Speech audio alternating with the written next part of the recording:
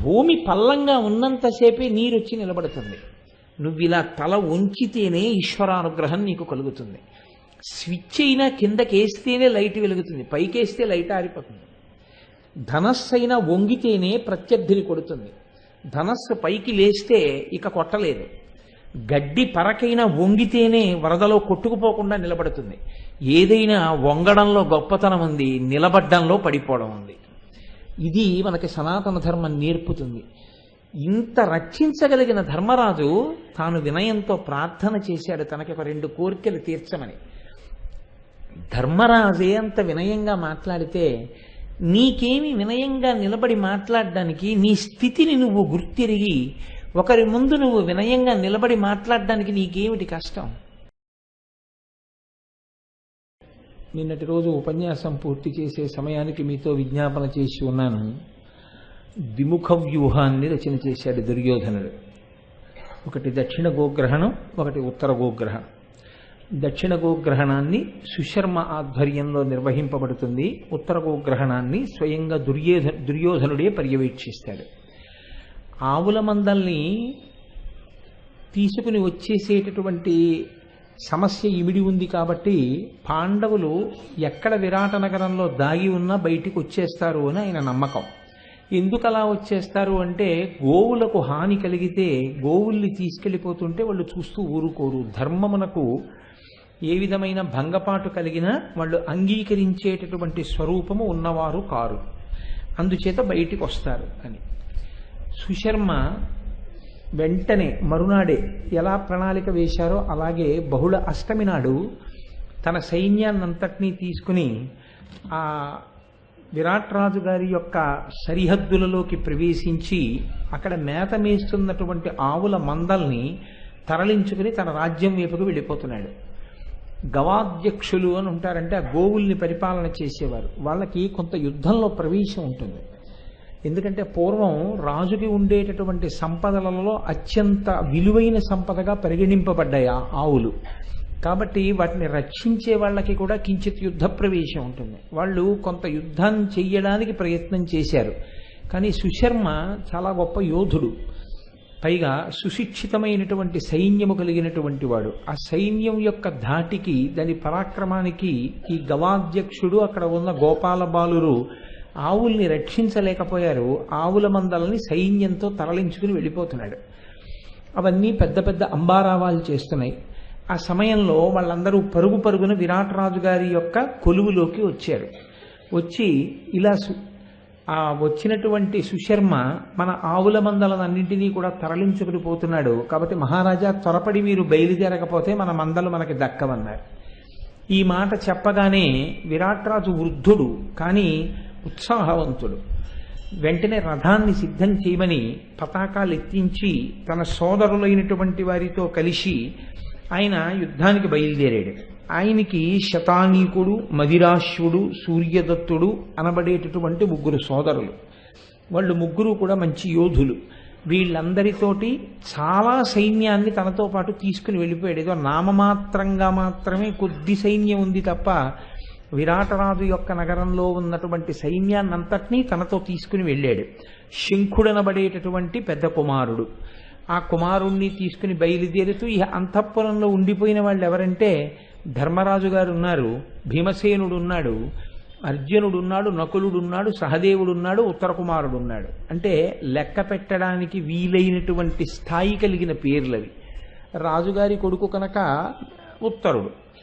మిగిలినటువంటి పాండవులు 5. వాళ్ళ 5 విడిచిపెట్టేశాడు. తన సైన్యంతో బయలుదేరి వెళ్ళిపోతున్నాడు. వెళ్ళిపోతున్నటువంటి సమయంలో ధర్మరాజు గారు తన సోదరులందరినీ కూడా పిలిచి 4 ఒక మాట చెప్పాడు. అంటే ప్రస్తుతంలో అర్జునుడు యుద్ధానికి బయలుదేరడానికి అవకాశం లేదు. ఎందుకంటే పేడి రూపంలో ఉన్నాడు కాబట్టి ఇంకా ఆయన యుద్ధానికి వెళ్ళడు. ఇక మిగిలిన వాళ్ళు ఎవరు వెళ్ళాలి? బహుశಃ మహాభారతంలో అర్జునుడు లేకుండా ధర్మరాజు గారు మిగిలిన సోదరులతో యుద్ధానికి వెళ్ళినటువంటి ఘట్టం ఈ ఘట్టం. కాబట్టి ఆ మిగిలినటువంటి భీమసేనుణ్ణి, నకులుణ్ణి, సహదేవుణ్ణి తీసుకుని తాను కూడా యుద్ధానికి బయలుదేరాలనుకున్నాడు. కానీ విరాట్ రాజు యుద్ధానికి పిలవలేదు. మీరు రండి, మీరు కూడా నాతో పాటు యుద్ధం చేద్దురు గాని అని అడగలేదు. తాను సైన్యాన్ని తీసుకుని వెడుతున్నాడు. అందుకని సోదరులతో ధర్మరాజు అన్నాడు, ఈతని ఆశ్రమమున మన మెల్ల బ్రతికియున్నవారము కావున అగ్రరిపుల పాల పడకుండా విడిపింప పాడి ఇతడి నెయ్యిదు మెయ్యుదము రధరయ మెసగ మెసగ. మనం ఇతని ఉప్పు తినున్నాం, పైగా ఇతని యొక్క ఛత్రఛాయల్లో మనం ఉండడం చేత మన అజ్ఞాతవాస ప్రక్రియ భంగపాటు పడకుండా ఇంతవరకు చక్కగా భద్రంగా క్షేమంగా పూర్తయిపోయింది. ఇప్పుడు ఇతను మహాయోధులతో యుద్ధానికి బయలుదేరుతున్నాడు సుశర్మతోటి. అటువంటి వాళ్లతో యుద్ధానికి వెడుతున్నాడు కాబట్టి ఇతనికి కావలసినటువంటి సహాయం చెయ్యడం, ఇతన్ని రక్షించుకోవడం మన ప్రధాన కర్తవ్యం. కాబట్టి ఇప్పుడు మనం కూడా యుద్ధానికి వెడదాం అన్నాడు. మీరు కొంచెం జాగ్రత్తగా గమనించండి, ఇది ధర్మరాజు గారి ధర్మనిష్ట. సాధారణంగా అయితే ఇప్పుడు ఏం చేయాలంటే రొట్టె విరిగి నేతిలో పడింది అని అనుకోవాలి. రాజు పిలవలేదు, గొడవ వదిలిపోయింది. రాజు పిలిచాడు అనుకోండి, రానడానికి వీల్లేదు. యుద్ధానికి వెళ్ళిన తర్వాత ఏమో వాళ్ళ తేజస్సులు ఇప్పుడు గుర్తు పట్టడానికే కదా దక్షిణ గోగ్రహణం. చిట్ట చివరకు వచ్చేసింది. ఎవరు గుర్తు పెడతారో ఏమో, ఎందుకు వచ్చింది, రాజు పిలవలేదు, గొడవ వదిలిపోయింది. ఏదో ప్రశాంతంగా హాయిగా అంతఃపురంలోనే గడిపేస్తే ఏ ఇబ్బంది లేకుండా పూర్తవుతుంది. కాబట్టి అలాగే ఉండండి అనాలి. కానీ ఆయన అలా అనలేదు. అది ఆయన యొక్క ధర్మం. ఆయన కృతజ్ఞత కలిగినటువంటి వాడు, ప్రత్యుపకార బుద్ధి కలిగినటువంటి వాడు. ఒకరు అడగక్కర్లేదు. మనం ఈయన ఉప్పు తిన్నాం, పైగా ఇతను యుద్ధానికి వెడుతున్నాడు. ఇప్పుడు మనం ప్రత్యుపకారము చెయ్యాలి. ఇతని ఆశ్రమమున మనమెల్ల బ్రతికియున్నవారము కావున అగ్రరిపుల పాలు పడకుండా విడిపింప బాడి. పెద్ద పెద్ద శత్రువుల బారిన ఇతను పడిపోకుండా రక్షించాలన్నాడు. పెద్దలైన వారి నోటి వెంట ఒక మాట వచ్చిందనుకోండి, అది పరమ యథార్థమైపోతుంది. ఎందుకంటే వారి యొక్క భక్తి తత్పరత, వారి ఈశ్వరోపాసన అటువంటిది. అందుకే సాధారణంగా వాళ్ళకు వచ్చినటువంటి ఊహలు, వాళ్ళ నోటి వెంట వచ్చిన మాటలు ఉత్తినే పోవు. అందుకే ఎప్పుడూ ఒక మాట చెప్తూ ఉంటారు, పెద్దలకి కోపం తెప్పించకండి అంటారు. ఎందుకంటే మీరు నిష్కారణంగా కోపం తెప్పించారనుకోండి, ఆయన ఏదో ఒక మాట అన్నాడు అనుకోండి, అది నిజమై కూర్చుంటుంది. అందుకని కోరి కోరి పెద్దలకి కోపం తెప్పించకూడదు. ఎంతసేపు వాళ్ళ అనుగ్రహాన్ని పొందే ప్రయత్నం చెయ్యాలి, కానీ వాళ్ళని విసిగించడం, వాళ్ళకి కోపం తెప్పించడం, ఇటువంటి ప్రయత్నాల జోలికి వెళ్ళకూడదు. మీరు విరాట పర్వంలో ఒక రహస్యాన్ని గమనించండి.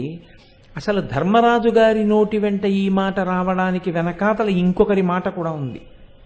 ద్రౌపదీదేవి, ఆవిడ 13 రోజులేనమ్మా ఇంకా మిగిలింది, నీ అంతఃపురంలో నాకు చోటు ఇయ్యి, 13 రోజులు అయిన తర్వాత వెళ్ళిపోతాను అని అడిగితే, ఎందుకందో తెలియదు కానీ కాకతాళీయంగా ఈశ్వరుడు పాండవుల వంటి మహాపురుషులకు ఆశ్రయం ఇచ్చినటువంటి పుణ్యాన్ని అడ్డుపెట్టి విరాటరాజుని ఉత్తర కుమారుణ్ణి బతికించాలనుకున్నాడో ఏమో. ద్రౌపదీదేవి దగ్గర సుదేష్ణ ఒక మాట అంది. ఆవిడ అన్నది ఒక ఉద్దేశ్యంతో, ద్రౌపదీదేవి అన్నది ఒకటే ఉద్దేశ్యంతో. ఆమె ఎందుకందంటే ఈమె చాలా అందగత్తె, ఈమె వెంట పురుషులు పడిపోతారు. పడిపోయినప్పుడు ఈమె ప్రమాదం తీసుకొస్తుంది. నా భర్త జోలికి నా కొడుకు జోలికి మాత్రం వెళ్ళకు సుమా అంది.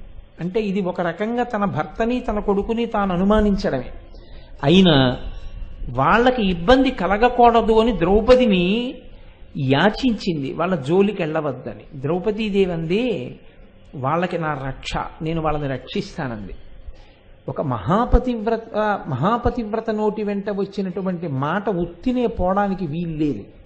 యథార్థానికి విరాట్రాజు మరణించవలసిన సమయం ఆసన్నం అయిపోయింది. ఆ రోజు యుద్ధంలో విరాట్రాజు మరణిస్తాడు. కానీ పిలవకపోయినా ధర్మరాజు గారి నోటి వెంట ఏ మాట వచ్చిందో చూడండి. అగ్రరిపులా అన్నాడు. పెద్ద పెద్ద శత్రువుల జోలికి వెడుతున్నాడు. హఠాత్తుగా వెడుతున్నవాడు విరాట్రాజు, వ్యూహం పన్ని వస్తున్నవాడు సుశర్మ. కాబట్టి ఏమి ఇబ్బంది పడతాడో ఏమో. ఇతని ఉప్పు తిని మనం క్షేమంగా ఉన్నాం, ఇప్పుడు ఇతని క్షేమం చూడడం మన కర్తవ్యం, కాబట్టి మనం వెడదామన్నాడు.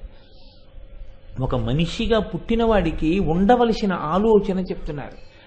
సాధారణంగా ఇతరులకు బాగున్నంత కాలం మనం వాళ్ళతో కలిసి తిరుగుతాం. వాళ్ళకి ఏదైనా ఆపద వచ్చిందనుకోండి, వాళ్ళు మనని విస్మరించి ఉంటే అదే మనకు వరం అనుకుంటాం తప్ప, ఇబ్బంది పడైనా సరే వాళ్ళకి ప్రత్యుపకారం చెయ్యడం కోసం సిద్ధపడగలిగినటువంటి మనస్థితి అందరికీ ఉండదు. ఆ, అది చాలా గొప్ప విషయం. నాకు ఒక విషయానికి ఒక్కొక్కసారి నాకే సిగ్గేస్తుంటుంది. నన్ను ఎందరో మా ఇంటికి వచ్చి, ఒక్కసారి గురువుగారు మా ఇంటికి వచ్చి పెళ్లికి అక్షతలు వేసి వెళ్ళిపోండి, కారు పట్టుకొస్తాం, 2 నిమిషాలు మిమ్మల్ని ఇబ్బంది పెట్టాం, వచ్చి అక్షతలు వేసి వెళ్ళండి చాలంటారు. కానీ నాకుండే కొన్ని ఇబ్బందుల చేత అలా సమర్థించుకోవడం కూడా తప్పేనేమో. నేను చాలా శుభకార్యాలకి వెళ్ళలేకపోతుంటాను. కావాలని మాత్రం కాదు, అవి ఎలాగోలా ఎగ్గొట్టేద్దామన్నది నా ఉద్దేశ్యం కాదు. ఏ పాటి అవకాశం ఉన్నా వెడతాను. కానీ కొన్నింటికి నేను వెళ్ళలేకపోతుంటాను బతిమాలినా కూడా. కానీ నా కూతురు పెళ్లి విషయంలో ఇప్పటి వరకు నా దగ్గరికి ఎందరో వచ్చారు. గురుగారు మార్చి 11 పాప పెళ్లి కదా అని. అవును, మేమందరం వస్తున్నాం, చాలా సంతోషం, మీ అందరూ రావాలనే నా కోరిక. అంటే వాళ్ళు వెంటనే ఇప్పటిదాకా ఒక్కరు ఈ మాట అనని వాళ్ళు లేరు.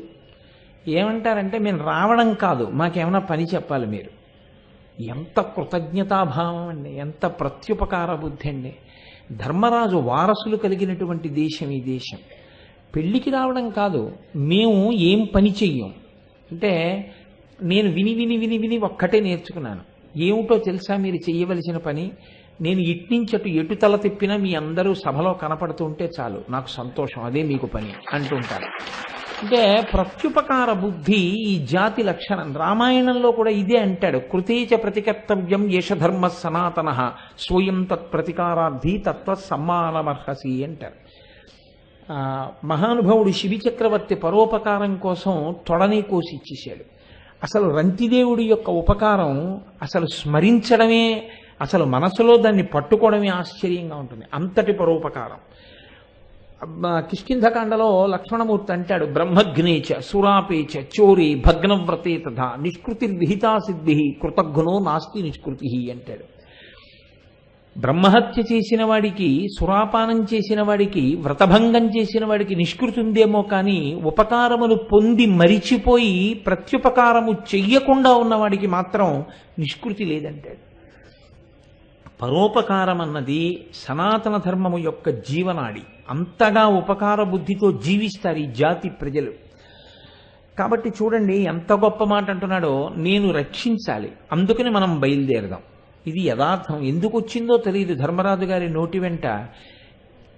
ఆఖరణ పాండవులు జోక్యం చేసుకుని ఉండకపోతే విరాటరాజు తిరిగి వచ్చేవాడు కాదు ఇంటికి. కాబట్టి ఇప్పుడు తానే విరాటరాజు దగ్గరికి వెళ్ళాడు. వెళ్ళి ఒక మాట చెప్తున్నాడు. ఆయన ఇంకా యుద్ధానికి వెళ్ళిపోతాడు, రథం ఎక్కేశాడు.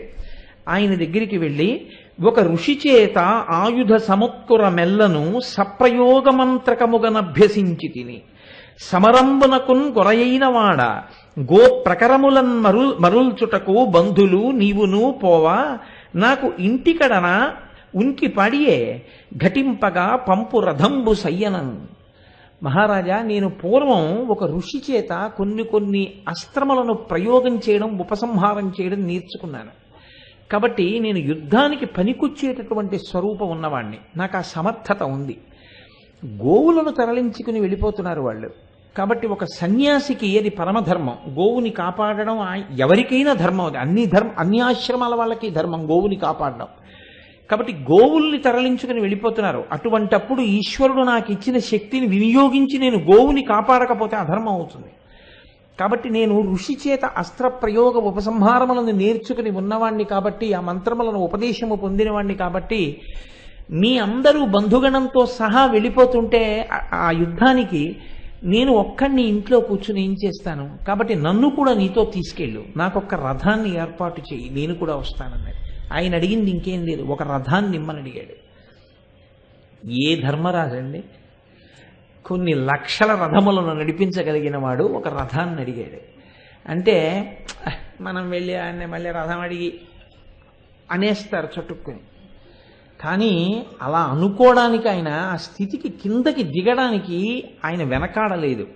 ఎంతకి కిందకి దిగినా పర్వాలేదు, నేను ప్రత్యుపకారం చెయ్యగలిగితే చాలు. ఇది ఆయన లక్షణం. ఈ లక్షణానికి, ఈ ఉపకారానికి మనమందరం వారసులం. ఈ ప్రత్యుపకార బుద్ధి అన్నది ఎంత ముఖ్యమైనదో మనం గమనించదముగాక. ఈ మాట చెప్తే చాలా సంతోషించాడు విరాట్రాజు గారు. ఆయనకి అసలు కంకుభట్టుని చూస్తేనే సంతోషం. కాబట్టి వెంటనే ఒక రథాన్ని ఏర్పాటు చేయమని శతానీకుడితో చెప్పాడు.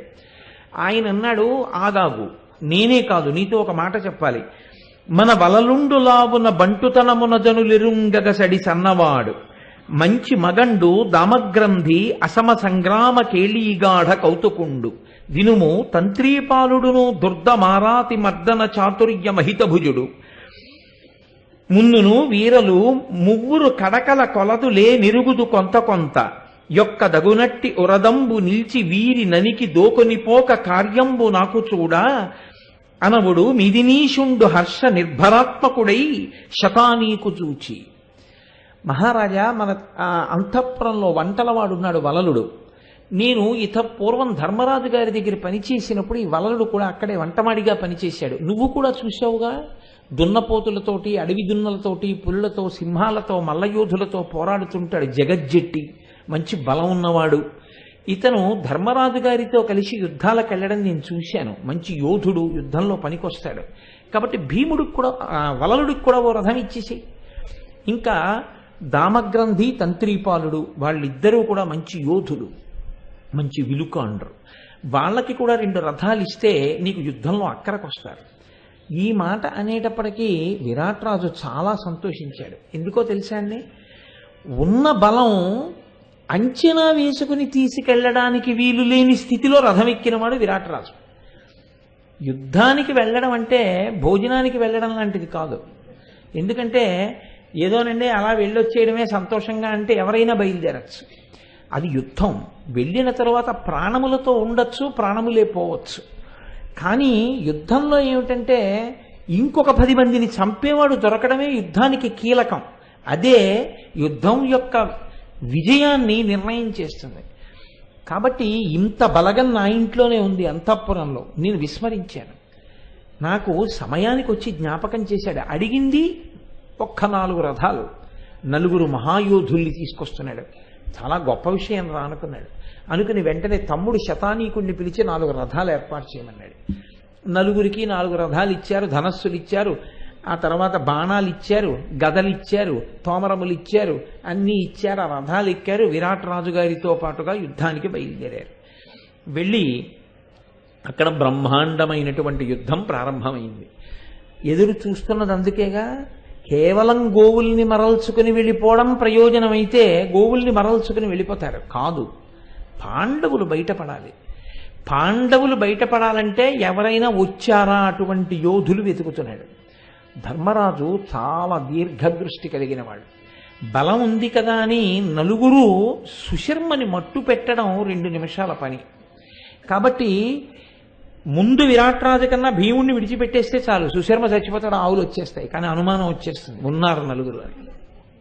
కాబట్టి ఆయన ఏం అనలేదు, ఊరుకున్నాడు. యుద్ధం జరుగుతోంది.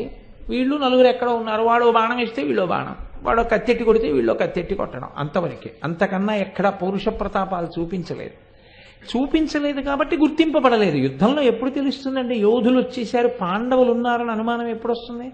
పాండవుల స్థాయి యుద్ధం జరిగితే. లేకపోతే వాళ్ళు ఎవరు లేరండి, మామూలుగానే జరుగుతోంది యుద్ధం అంటాం కదా. అందుకని మామూలుగానే యుద్ధం జరగనిచ్చాడు. అవసరం పడితే అప్పుడు జోక్యం చేసుకోవాలి. ఆ అవసరం పడలేదనుకోండి ఊరుకుంటాడంతే. అవసరం పడుతోందా అన్న దాని మీద మాత్రం కన్నేసి ఉన్నాడు ధర్మరాజు. ఆ పని మాత్రం భీముడు, నకులుడు, సహదేవుడు చేయడు.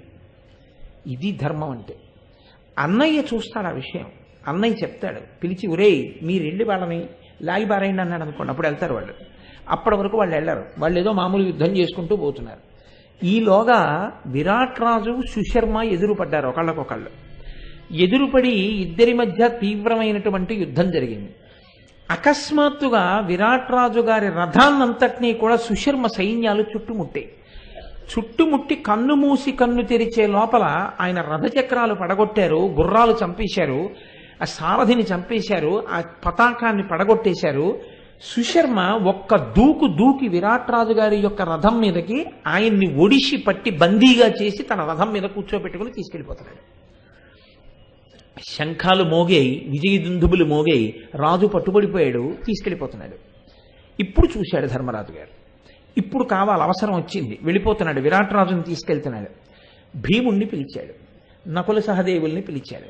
ఒరే విరాట్ రాజుని తీసుకెళ్ళిపోతున్నారు, మనం ఉండగా అలాంటి పని జరగడానికి వీలు లేదు. కాబట్టి వెళ్ళి సుశర్మని ఓడించండి, చంపేయమని చెప్పలేదు, ఓడించి విరాట్ రాజుని తీసుకొచ్చేయండి అన్నాడు. అంతే.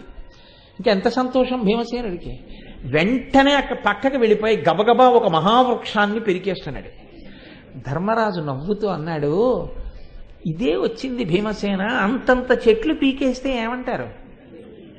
దేవుడు వచ్చాడని చెప్పేస్తారు. నీకే అలవాటు. ఉత్తర క్షణం ఆ సైన్యంలో ఒక వ్యక్తి అకస్మాత్తుగా ఒక మహావృక్షాన్ని పెకలించి భుజం మీద వేసుకొచ్చి కొట్టేశాడు సుశర్మనంటే భీముడే, అయిపోయింది అజ్ఞాతవాసం. అలా వెళ్ళకు, మామూలు యోధుల్లా వెళ్ళు, వెళ్ళి సామాన్య యోధుడిలా వెళ్ళి యుద్ధం చేసి తీసుకురా విరాట్ రాజునన్నాడు. అలాగేనన్నాడు. నకుల సహదేవులు ఇద్దరూ భీమసేనుని యొక్క రథచక్రాలకి రక్షకులుగా ఉండగా సుశర్మ మీదకి వెళ్ళాడు యుద్ధానికి. వెళ్ళి సుశర్మతో యుద్ధం చేస్తుంటే విరాట్ రాజు గారు అదును చూసి వృద్ధుడైన మంచి ఉత్సాహవంతుడు ఆ రథం నుంచి కిందకి దూకి ఆ రథంలో గద తీసి సుశర్మని కొట్టాడు. ఈలోగా భీమసేనుడు సుశర్మని ఓడించి పెడరెక్కలు విరిచి కట్టేశాడు. ఉత్తర క్షణంలో మారిపోయింది సన్నివేశం. అప్పటి వరకు సుశర్మ రథం మీద బంధీకృతుడైనటువంటి విరాట్ రాజు 2 నిమిషాల్లో విరాట్ రాజు గారి రథం మీద బంధీకృతుడైనటువంటి సుశర్మ. అయిపోయింది యుద్ధం. భేరీలు మోగించారు, శంఖాలు. అప్పటికి 10 నిమిషాల ముందు వాళ్ళు మోగించారు, 10 నిమిషాల తర్వాత వీళ్ళు మోగించారు, తీసుకెళ్ళిపోతున్నారు సుశర్మని. అంతే, ఎక్కడ సైన్యం అక్కడ అయిపోయింది. ఇంకేంటి, రాజు పట్టుబడిపోయాక అయిపోయింది యుద్ధం. ఇప్పుడు ముందు గోవుల మందల్ని మరల్చి రాజ్యంలోకి పంపించేసేయండి విరాట్ నగరానికి అన్నారు. ఆవుల మందలన్నీ వెనక్కి వెళ్ళిపోయారు తమ రాజ్యంలోకి. వెళ్ళిపోయిన తరువాత ధర్మరాజు గారు వచ్చారు. విరాట్ రాజు ధర్మరాజు వంక చూశాడు. చూసి రథం నుంచి కిందకి దిగే అన్నాడు, మానము ప్రాణము కాచితివి, దీనికి సరిగాగా నీ మదికి ప్రియమొసగంగా నాకు చేయనయ్యడు, దాని నెరుగుగాన మత్పదము గైకొనవే. నా గౌరవం పోయింది. నేను ఎప్పుడు బంధీకృతుడనైపోయానో అప్పుడే నా గౌరవం అంతా పోయింది. పరాయి రాజుకి దక్కాను కాబట్టి ఇంకొక 10 అడుగులు వేసిన తర్వాత నా కంఠం కోసేస్తాడు, లేదా నన్ను తీసుకెళ్లి కారాగారంలో పెడతాడు. ఇక బతికినా చచ్చినట్టే లెక్క, ఎంతో కాలం ఉండను. నా మానము ప్రాణము రెండూ కాపాడావు. మానము ప్రాణము కాచితివి, దీనికి సరిగాగా నీ మదికి ప్రియమొసగంగా నాకు చేయనయ్యడు. ఇప్పుడు నీ మనసుకి ప్రీతికరమైనటువంటి పని ఏదైనా నేను చెయ్యాలి ప్రత్యుపకారం. నాకేం తెలియట్లేదు, నాకేం చెయ్యాలో అర్థం కావట్లేదు. అసలు నా మీద నీకెందుకు ఇంత ప్రేమ, నన్ను ఎందుకు కాపాడావు? నాకు చాలా ఆశ్చర్యంగా ఉంది. నీకు ప్రత్యుపకారం నేను చెయ్యలేను, ఒక్క కోరిక కోరుతాను, తీరుస్తావా? విరాట నగరానికి వెళ్ళగానే నీకు పట్టాభిషేకం చేసేస్తాను, నువ్వు కూర్చో సింహాసనంలో, నీ పాదములొత్తుతూ నేను సేవ చేస్తానన్నాడు. విరాట్ రాజు అంత పెద్ద మనసున్నవాడు. ఆయనకి ఆ పెద్ద మనసుంది, లేకపోతే విరాట్ రాజు గారి కొలువులోకి వెళ్ళడానికి ధర్మరాజు అంగీకరించాడు. అని ఒడలు సిరియును నాకు నీ యొసగినవి యకాన తెగ సమర్పించదా, కరుణ నీవు సమ్మతించి ఈ మత్స్యదేశంబు కావు, పంచి పనిగొని నన్ను రక్షించుకొనుము. ఈ రాజ్యంలో ఉన్నటువంటి సిరి సంపద సమస్తం నీదే. లేకపోతే ఇవాళ గోవులు ఎత్తుకుపోయారు, విరాట్ రాజు ఏం చేస్తాడు? విరాట్ రాజును పట్టుకెళ్ళిపోయారు. కాబట్టి రాజు లేని రాజ్యం వచ్చి కొన్ని నెలలు దోచేసుకుంటారు. అయిపోయిందంతే అక్కడతో. ఇంకా మత్స్యదేశం ఎక్కడుంది? ఇంకా లేదు. మత్స్యదేశమన్న పేరు వినపడకుండా విరాట్ రాజు గారన్న రూపుమాసిపోవలసినటువంటి నా స్వరూపాన్ని నువ్వు నిలబెట్టావు. నిలబెట్టి ఇవాళ నా దేశపు సిరి సంపదలు అన్నవి నిలబడేటట్టుగా అనుగ్రహించావు. కాబట్టి నాదొక్క కోరిక, నువ్వు రాచరికం స్వీకరించు, నిన్ను కొలిచి నిన్ను సేవించి నేను ధన్యుడనవుతాను. కాబట్టి ఓ కంకభట్ట నువ్వు రాజ్యాన్ని స్వీకరించు అన్నాడు. అంటే ఆయన నవ్వి అన్నాడు, నాకు రాజ్యం ఎందుకయ్యా, నువ్వే రాజ్యం చెయ్యి, నేను చక్కగా నీ దగ్గర ఇలాగే కొలువు చేస్తూ ఉంటాను. కానీ నువ్వు వరం కోరుకోమన్నావు కాబట్టి నేను ఒక్క 2 వరాలు అడుగుతాను ఇమ్మన్నాడు. ఎంత వినయంగా మాట్లాడతాడో చూడండి ధర్మరాజు గారు. ఇది మనిషికి చాలా చాలా అవసరం. ఎదగడం గొప్పతనం కాదండి, ఎదగడం ఈశ్వరానుగ్రహం. ఏదో దీనివల్ల నేను ఎదిగాను అని ఎవరైనా చెప్తే అంతకన్నా అప్రయోజకమైన మాట ఇంకోటి లేదు. ఆ విభూతి నీది కాదు, నీకు ఆ విభూతి నీ సొంతం అయితే అది నీదే అని నువ్వు అనుకుంటే అలాంటిది తనదిగా చేసుకోవడానికి చాలామంది సిద్ధంగా ఉన్నారు. నేను ఒక్క మాట చెప్పాలంటే, నేను ఒక ఉపన్యాసం చెప్తుంటే మీరు ఇన్ని వేల మంది వచ్చి కూర్చుంటున్నారు. మీకు నాలా ఉపన్యాసం చెప్పాలి అని కోరిక పుట్టింది అనుకోండి, నేను ఇది చేస్తే నేను ఇలా చెప్పగలిగాను అని నేను చెప్పాను అనుకోండి, మీరెందుకు చేయరా పని? మీకు ఇలా కూర్చుని చెప్పాలని లేదా? నిజం చెప్పండి. ఉంటుంది. మనకి అలా చెప్తే ఎంత బాగుండో, మనం అలా చెప్పగలమా అనిపిస్తుంది. అంటే నేను సమర్థుడనని నేను అంటలేదు, కానీ మనం కూడా అలా రామాయణ భాగవత భారతాలు చెప్పుకోగలిగితే మన జన్మ ధన్యం కదా అనిపిస్తుంది. మీరు నన్ను అడిగారు అనుకోండి, వచ్చి ఏం చేస్తే మీరు ఇది చెప్పగలుగుతున్నారు అని అడిగారు అనుకోండి, నేను ఇది చేశానందుకు చెప్పగలుగుతున్నాను అన్నాను అనుకోండి, అంతకన్నా మూర్ఖపు మాట ఇంకోటి ఉంటుందా? అప్పుడు ఎంతమంది కోటేశ్వరరావులైనా తయారవచ్చు, ఎంతమంది మహాత్మా గాంధీలైనా తయారవచ్చు, ఎంతమంది నెహ్రూలైనా తయారు కావచ్చు, ఎంతమంది పికాసోలైనా తయారు కావచ్చు, ఎంతమంది ధర్మరాజులైనా తయారు కావచ్చు. కాదు, నేను తయారవడానికి నేను చేసినదన్నదేం లేదండి, నాది అన్నది ఏది లేదు, కేవలము ఈశ్వర కృపచేత నేను 4 మాటలు చెప్పుకోగలుగుతున్నాను అని నేను అన్నాను అనుకోండి, అది సత్యం. తప్ప ఇది నాదని నేను ఏదైనా కారణం చెప్పగలిగాను అనుకోండి, అంతకన్నా అబద్ధం, అంతకన్నా అహంకారానికి మూలం ఇంకొకటి లేదు. భూమి పల్లంగా ఉన్నంతసేపే నీరు వచ్చి నిలబడుతుంది. నువ్వు ఇలా తల ఉంచితేనే ఈశ్వరానుగ్రహం నీకు కలుగుతుంది. స్విచ్ అయినా కిందకేస్తేనే లైట్ వెలుగుతుంది, పైకేస్తే లైట్ ఆరిపోతుంది. ధనస్సు అయినా వంగితేనే ప్రత్యర్థిని కొడుతుంది, ధనస్సు పైకి లేస్తే ఇక కొట్టలేదు. గడ్డి పరకైనా వంగితేనే వరదలో కొట్టుకుపోకుండా నిలబడుతుంది. ఏదైనా వంగడంలో గొప్పతనం ఉంది, నిలబడ్డంలో పడిపోవడం ఉంది. ఇది మనకి సనాతన ధర్మం నేర్పుతుంది. ఇంత రక్షించగలిగిన ధర్మరాజు తాను వినయంతో ప్రార్థన చేశాడు, తనకి ఒక 2 కోరికలు తీర్చమని. ధర్మరాజే అంత వినయంగా మాట్లాడితే నీకేమి వినయంగా నిలబడి మాట్లాడడానికి, నీ స్థితిని నువ్వు గుర్తిరిగి ఒకరి ముందు నువ్వు వినయంగా నిలబడి మాట్లాడడానికి నీకేమిటి కష్టం?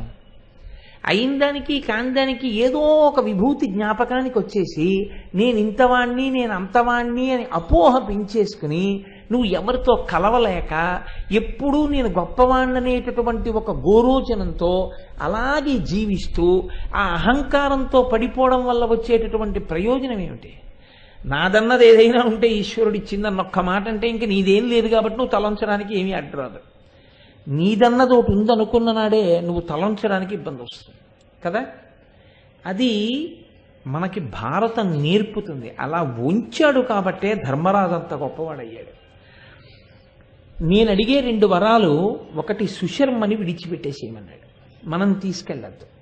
ఇప్పుడు తీసుకువెడితే త్రిగర్త దేశం విరాట్ రాజుకు చెందుతుంది, ఎందుకంటే రాజును ఓడించాడు కాబట్టి ఆ రాజ్యం ఈయనకి కలిసిపోతుంది. ఆయన కట్టుకున్నది ఏమిటి? కాషాయం, సన్యాసి వేషంలో ఉన్నాడు. సన్యాసి ఎప్పుడూ ఏం మాట్లాడాలి? భూతదయే మాట్లాడాలి. యుద్ధం వచ్చింది, గోవుల్ని మరల్చాలి, హింస జరిగింది, అది ప్రధాన ప్రయోజనానికి అనుషంగిక ప్రయోజనం, తప్పదప్పుడు ఇంకా. కానీ ఇప్పుడు యుద్ధం అయిపోయింది, సుశర్మని బందీకృతుడిగా తీసుకెళ్ళడం ఎందుకు? కాబట్టి సుశర్మని విడిచిపెట్టేసేయి, అతని సైన్యాన్ని విడిచిపెట్టేసేయి, వాటి జోలికి వెళ్ళొద్దన్నాడు. విడిచిపెట్టేశాడు. ఇప్పుడు అనుమానం వస్తుందా సుశర్మకి? అనుమానం రాదు. రాజు దగ్గర పనిచేసేవాళ్ళు రాజుని విడిపించుకోవడం ధర్మం, అంతకన్నా వాళ్ళు ఎవరిని చంపారు? చూస్తుండగా ఒక్క నిమిషంలో కొన్ని లక్షల మందిని చంపేశారనుకోండి, సైన్యం అన్నది లేకుండా చేసేశారనుకోండి, అనుమానం వచ్చి తీరుతుంది.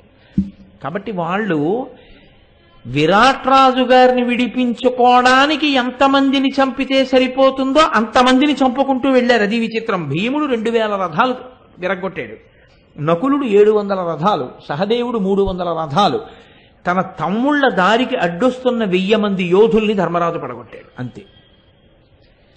ఇప్పుడు తమ ప్రయోజనాన్ని సాధించుకున్నారు, విరాట్ రాజుని విడిపించారు. అప్రమేయమైన పౌరుష పరాక్రమాలు బయట పడకుండా చూసుకున్నారు. ఇది చాలా కష్టం. అలా అటువంటి నిగ్రహం పాటించగలగడం, అలా ఎప్పుడూ లక్ష్యాన్ని దృష్టిలో పెట్టుకుని అడుగు తీసి అడుగు వెయ్యగలగడం పరమ ధార్మికమైన ప్రవర్తన ఉన్నవాళ్ళు, ఈశ్వరానుగ్రహాన్ని పొందిన వాళ్ళకి తప్ప అంత తేలికగా అలవడేటటువంటి లక్షణం కాదు. కాబట్టి 1 సుశర్మని విడిచిపెట్టు. 2 మనం విరాటనగరం ప్రవేశం చేసేటటువంటి లోపలే నువ్వు కబురు చెయ్యి, మనం విజయాన్ని పొంది వస్తున్నాము అని. ఎక్కడ చూసినా పరిమళ ద్రవ్యాలు చల్లాలి, శంఖాలు మ్రోగిస్తుండాలి. శంఖం మోగిస్తే, శంఖం ఊదితే విజయానికి పిలుపు. కాబట్టి శంఖాలు మోగించాలి. మనం వెళ్ళేటప్పటికి చక్కగా నాట్యం చేస్తూ స్వాగతం చెప్పాలి.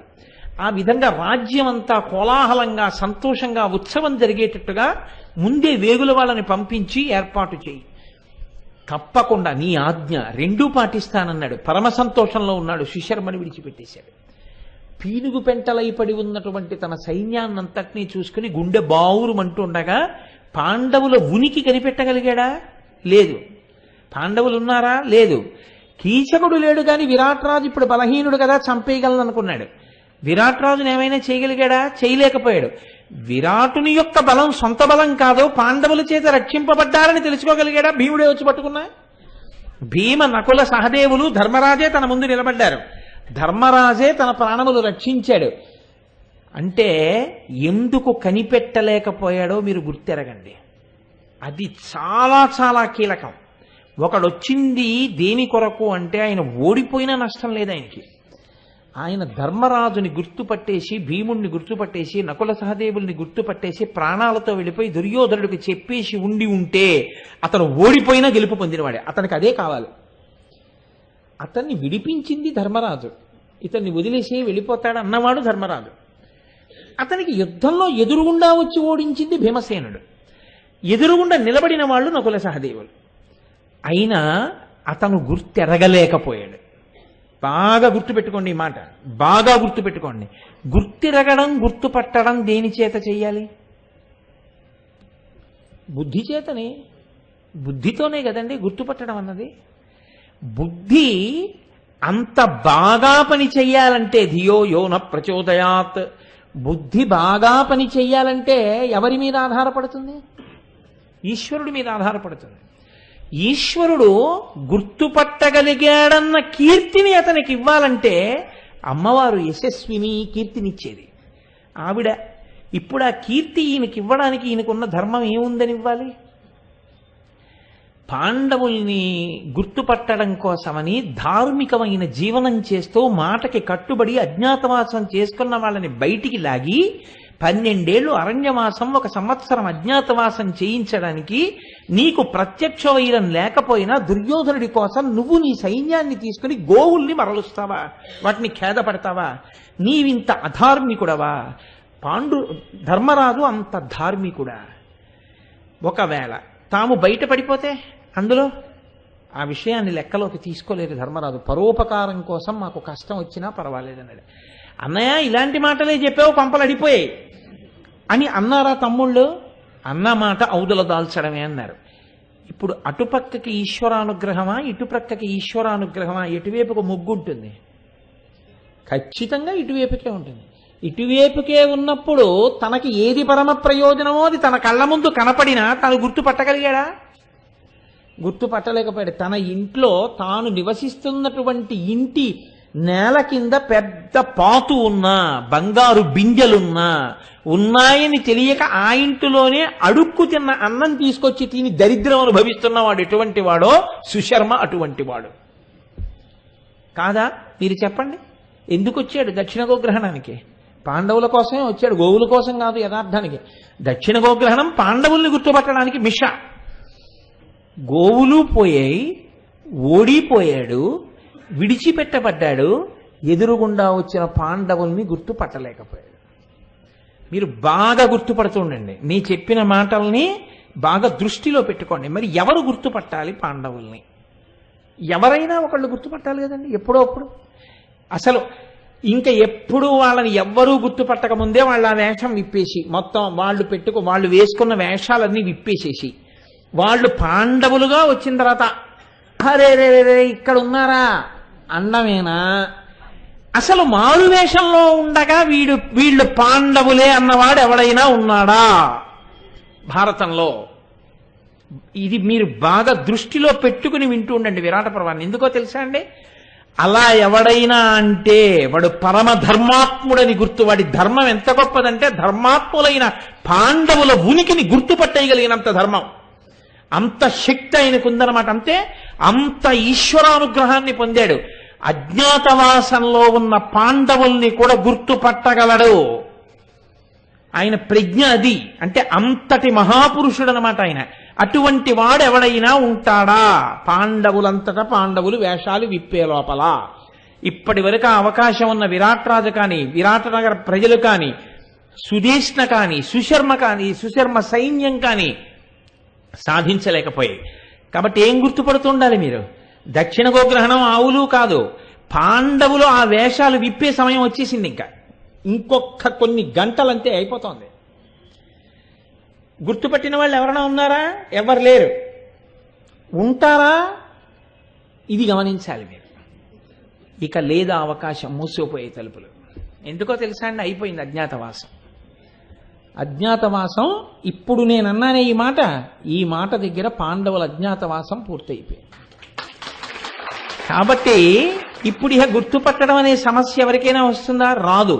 కానీ ఒక కొసమెరుపు ఒకటి ఉంది విరాట పర్వంలో. ఆ కొసమెరుపు దేనికో తెలుసా అండి? అసలు పెద్ద రహస్యం ఏమిటంటే, ఎవరైనా గుర్తుపట్టగలిగిన వాడు ఉన్నాడా? ఒకవేళ ఇంకా వాళ్ళ వేషంలో ఉంటే గుర్తుపట్టేవాడు ఉంటాడా? ఇప్పుడు మీకు ఇంకొక అవకాశం ఎవరి వైపు నుంచి? సమస్త కౌరవులు. ఎవరు వేగుల వాళ్ళని పెట్టి వెతుకుతున్నాడో ఆ దుర్యోధనుడే వస్తాడు ఉత్తరగోగ్రహణానికి కదా. ఇప్పుడు ఆయన ఉత్తరగోగ్రహణానికి వెళ్ళినప్పుడు మీరు తెలియని వారు ఏం కాదు, కథంతా ఎవరెడతారు? అర్జునుడు ఎడతాడు.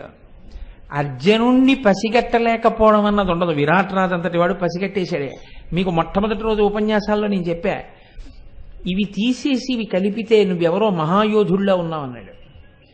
నువ్వు వేసుకున్న శంఖం గాజులు తీసి కంకణాలు వేసి, నీ ఎడం చేతిలో ధనస్సు పెట్టి కుడి చేతిలో బాణం పెట్టి, నువ్వు ఒక పట్టుపంచ కట్టుకుని, నువ్వు కిరీటం పెట్టుకుని, నువ్వు ఒక రథం మీద నిలబడితే 3 లోకముల చేత నమస్కరింపబడవలసిన వాళ్ళ ఉన్నావు. నువ్వు కేవలం పేడివాళ్ల లేవే అన్నాడు. అంతకన్నా గుర్తుపట్టలేకపోయాడు.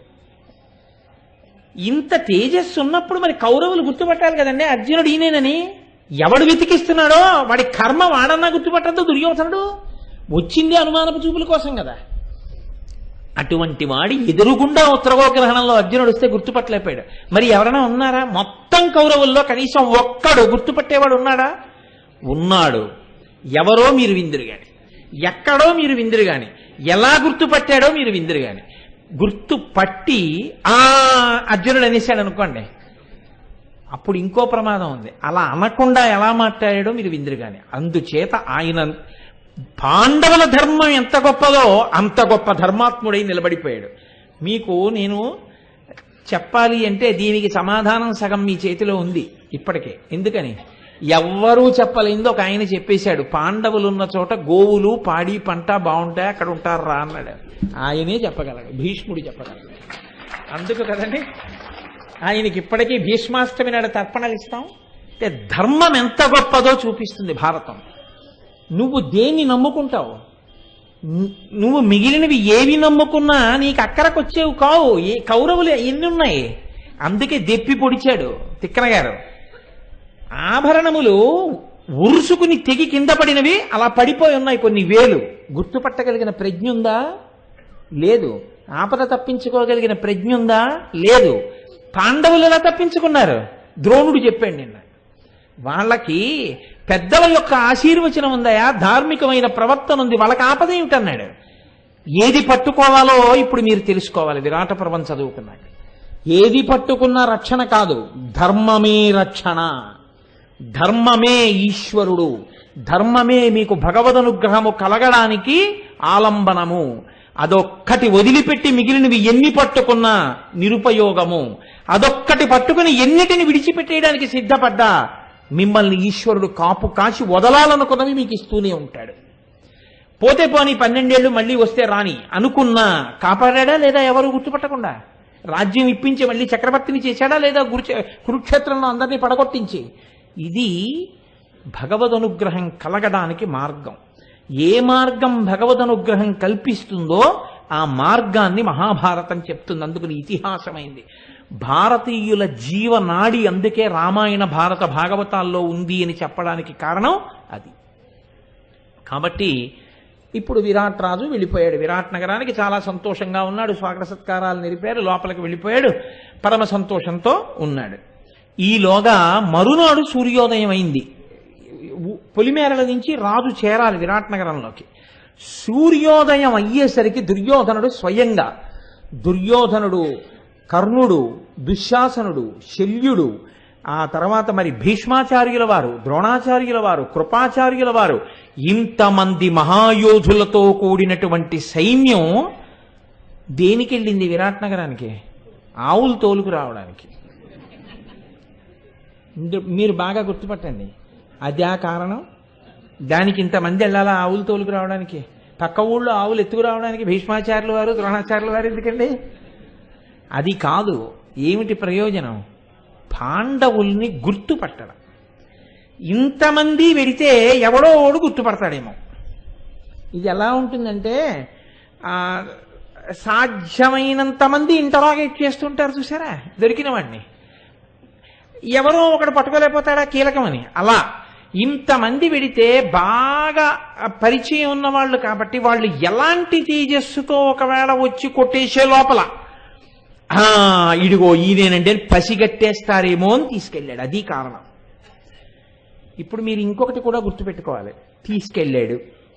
తీసుకెడితే ఇందులో పాండవుల క్షేమం కోరేవాళ్ళు కొందరున్నారు.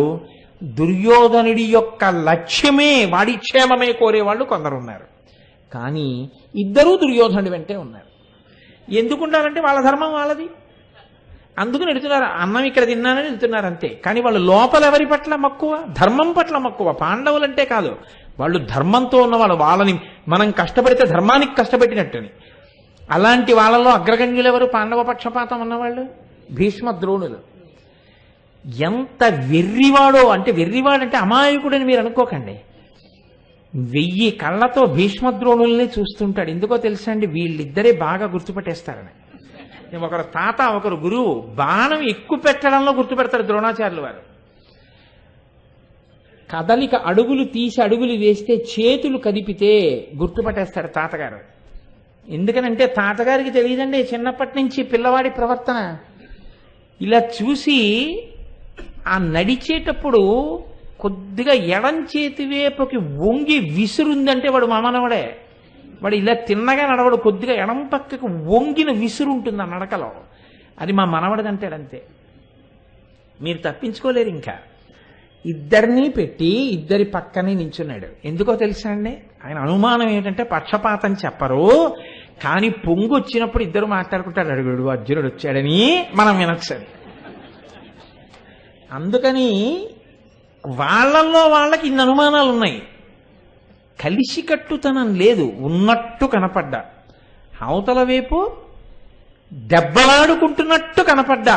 మాట వినడేమో అనిపించిన కలిసికట్టుతనం వాళ్ళకుంది. ఎక్కడ ఐకమత్యత ఉందో అక్కడ విజయం. ఎక్కడ ఐకమత్యం ఉన్నట్టు కనపడి కొట్టుకు చస్తుంటారో అక్కడ అపజయాలే ఉంటాయి. కాబట్టి ఇప్పుడు ఆయన సూర్యోదయం అయ్యేసరికి తన సైన్యంతో వెళ్ళాడు. వెళ్ళి ఏం చేయాలి? ఆవుల్ని తోలుకెళ్ళిపోతే వచ్చేస్తారు పాండవులు. అది ఆయన లక్ష్యం. అంతేగాని గబగబా ఆవులట్టు ఇంటికి వెళ్ళిపోవడం కాదు.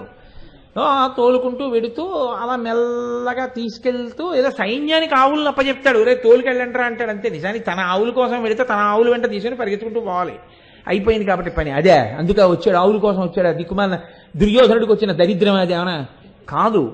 పాండవుల కోసం చూడాలి. ఆవుల్ని ఎత్తుకెళ్ళిపోతే ఎలాగా? ఆవుల్ని ఎత్తుకెళ్ళాలి. గవాధ్యక్షుడు వెళ్ళి అంతఃపురంలో చెప్పాలి. ఇంకా పాండవులు ఒకవేళ ఇక్కడ ఉండిపోతే వేగుల వల్ల కబురు వచ్చేస్తుంది. సుశర్మ దగ్గర లేరు కాబట్టి ఇక్కడే ఉన్నారు. అనుమానం ఏమిటి? ఇప్పుడు వచ్చేయాలి బయటికి. ఎందుకంటే గోవుల్ని తీసుకెళ్తున్నాడు కాబట్టి వచ్చేస్తారు బయటికి. కాబట్టి ఇప్పుడు ఇది చాలా కీలకం. ఉత్తరగోగ్రహణం విరాటపర్వంలో ఎవరికి? దుర్యోధనుడికి. పాండవులకు కాదు. ఎందుకని? అజ్ఞాతవాసం అయిపోయింది వాళ్ళకి. లెక్క తప్పు కట్టుకున్న దుర్యోధనుడికి టెన్షన్ ఏమో కానీ వీళ్ళకేమీ టెన్షన్ లేదు ఇంకా. ఎందుకంటే వీళ్ళకి అయిపోయింది అజ్ఞాతవాసం. లెక్క చెప్తారంతే అనుమానపడితే. కాబట్టి ఇప్పుడు సైన్యం అంతటితో వచ్చాడు. గోవుల్ని తరలించేస్తోంది సైన్యం. ఏదో ఆ గవాధ్యక్షుడు 4 బాణాలు వేశాడు పాపం. ఆయన మాత్రం ఏం చేస్తాడు? అసలు ఆ పతాకాల వంక చూసేటప్పటికే హడిలిపోయాడు. హడిలిపోయి పరుగున అంతఃపురానికి వచ్చాడు. అంతఃపురానికి వస్తే అక్కడ ఉన్నవాడెవరు? విరాట్ రాజు లేడు, పాండవులు లేరు, సైన్యం లేదు. ఉన్నది అంతఃపుర స్త్రీలు ఉన్నారు, ఎవరో కొద్దిమంది సైనికులు ఉన్నారు, వాళ్ళు ఎవరో పాపం చాలా తక్కువ స్థాయి ఉన్నవాళ్ళు. వాళ్ళు ఉత్తర కుమారుడు ఉన్నాడు. ఉత్తర కుమారుడు ఎవరు? మీరు అలా గబుక్కుని అనేస్తారు, నాకు తెలుసు. మిమ్మల్ని అడిగితే ఏమంటారంటే ప్రగల్భాలు పలుకుతాడండి అంటారు. అలా అని సైన్యానికి తెలుసా? తెలియదు. ఎందుకో తెలుసా అండి? ఎప్పుడూ ఏం మాట్లాడతాడంటే, నేనెంత వాడినో తెలుసా, చీల్చేస్తా, పొడి చేస్తా, భీష్ముణ్ణా ఒక్క బాణంతో కొట్టేస్తానంటాడు.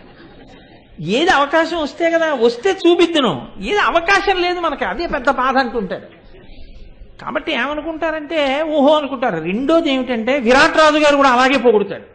ఆయన పేరేం పెట్టుకున్నాడో తెలుసా అండి? ఈ పృథివీ మండలాన్నంతటినీ జయించగలిగిన వాడు ఉత్తరుడని పేరెట్టుకున్నాడు ఆయన. పృథివీంజయుడో ఏదో పెట్టుకున్నాడు ఆయన పేరు. అంత గొప్ప పేరు. కాబట్టి ఇప్పుడు ఆయన నమ్మకం ఏమిటి పాపం? వెర్రేడికి ఆయనకి ఏం తెలుస్తుంది? ఆయన అంతటి వాడే అనుకున్నాడు. రోజు అలా బాణాలు వేయగలడా చూస్తాడు. ఇవన్నీ ఆవులు కాసుకునే వాళ్ళు చూస్తారండి ఉత్తర కుమారుణ్ణి. అలా చెప్తారు కాబట్టి అంత పౌరుష పరాక్రమాలు ఉన్నవాడు అనుకున్నాడు. అందుకని పరిగెత్తాడు. పరిగెత్తుకుంటూ వెళ్ళి అంతఃపురంలో ఉన్నటువంటి ఆ ఉత్తర కుమారుడి దగ్గరికి వెళ్ళాడు.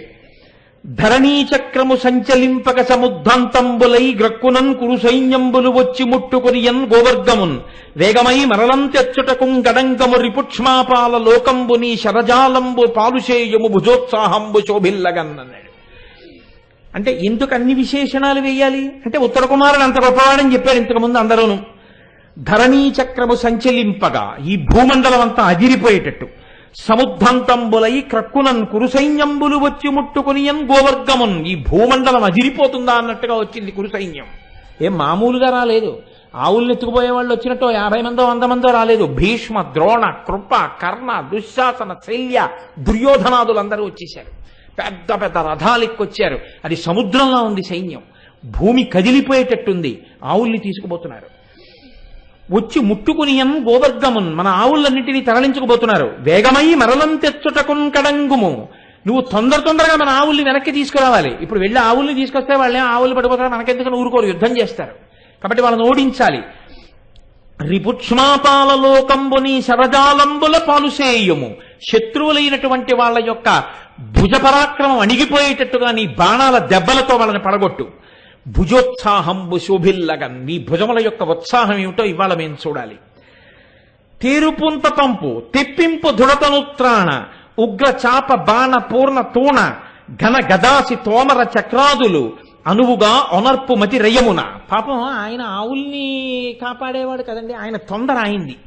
అందుకని ఆయన ఎంత తొందరగా మాట్లాడేస్తున్నాడంటే, తొందరగా రథం తీసుకురమ్మను, బ్రహ్మాండమైన ధనస్సు పట్టరమ్మను, కవచం తీసుకురమ్మను, గద తీసుకురమ్మను, తోమరం తీసుకురమ్మను, కత్తులు తీసుకురమ్మను, మంచి అశ్వాలు కట్టమను, పతాకాలు ఎత్తించు, ఎక్కిసేయి, రథం వచ్చేసేయి, వాళ్ళంతా నీ కోటాకులు మారేసేయి, ఆవుల్ని తీసుకొచ్చేయి, మన గౌరవం నిలబడాలి, ఆలస్యం అయితే పట్టుకుపోతారు. అంటే ఈయన ఎంత గొప్పవాడో ఆయనకి తెలియదు. అంటే అంత బాగా డబ్బులు చెప్తాడని. ఎన్నడూ కూడా అంతంత వాళ్ళ జోలికి మనం ఎక్కడ వెళ్ళగలమండి అన్నవాడు కాడు. ఎవరినైనా కొట్టేస్తానంటాడు. అంత డాబులు చెప్పేటటువంటి స్వభావం ఉన్నటువంటి వాడు ఒక్కొక్కరు. అందుకేనండి మహాభారతంలో పాత్రలతో ఇప్పటికీ లోకంలో వాడు ఉత్తర కుమారుడు అండి, వాడి మాటలు మీరు నమ్మారంటారు. ఉత్తర కుమారుడు వెళ్ళిపోలేదు. ఉత్తర కుమారుడు సజీవం. కురుక్షేత్ర యుద్ధంలో మొట్టమొదటి రోజే చచ్చిపోయాడు ఉత్తర కుమారుడు. అది విచిత్రం, శల్యుడి చేతిలో చచ్చిపోయాడు. కాబట్టి నిజానికి చాలా పిరికివాడు, ఒక రకంగా మంచి మనసు ఉన్నవాడు. ఉత్తర కుమారుడిది ఆ విషయంలో మాత్రం అలా కాదని చెప్పడానికి మనసు అంగీకరించదు. చాలా మంచి మనసు ఉన్నవాడు, కానీ విపరీతంగా ప్రగల్భాలు పలికేటటువంటి స్వభావం ఉన్నవాడు. అంటూ ఆ గోవుల్ని రక్షించి ఆయన అన్నాడు, విరటుడు నిన్ను నెప్పుడు 10,000 ముందట చెప్పు, బాహు విస్ఫురితుడు శౌర్యశాలి కులభూతి విశేష విధాయకుండు, భూభరణ విశారదుండు జనభవ్య తపప్పల సంభవుండు, కాతర పరిరక్షకుండనుచు దానికి ఈడుగ చేయుమిత్తరిన్.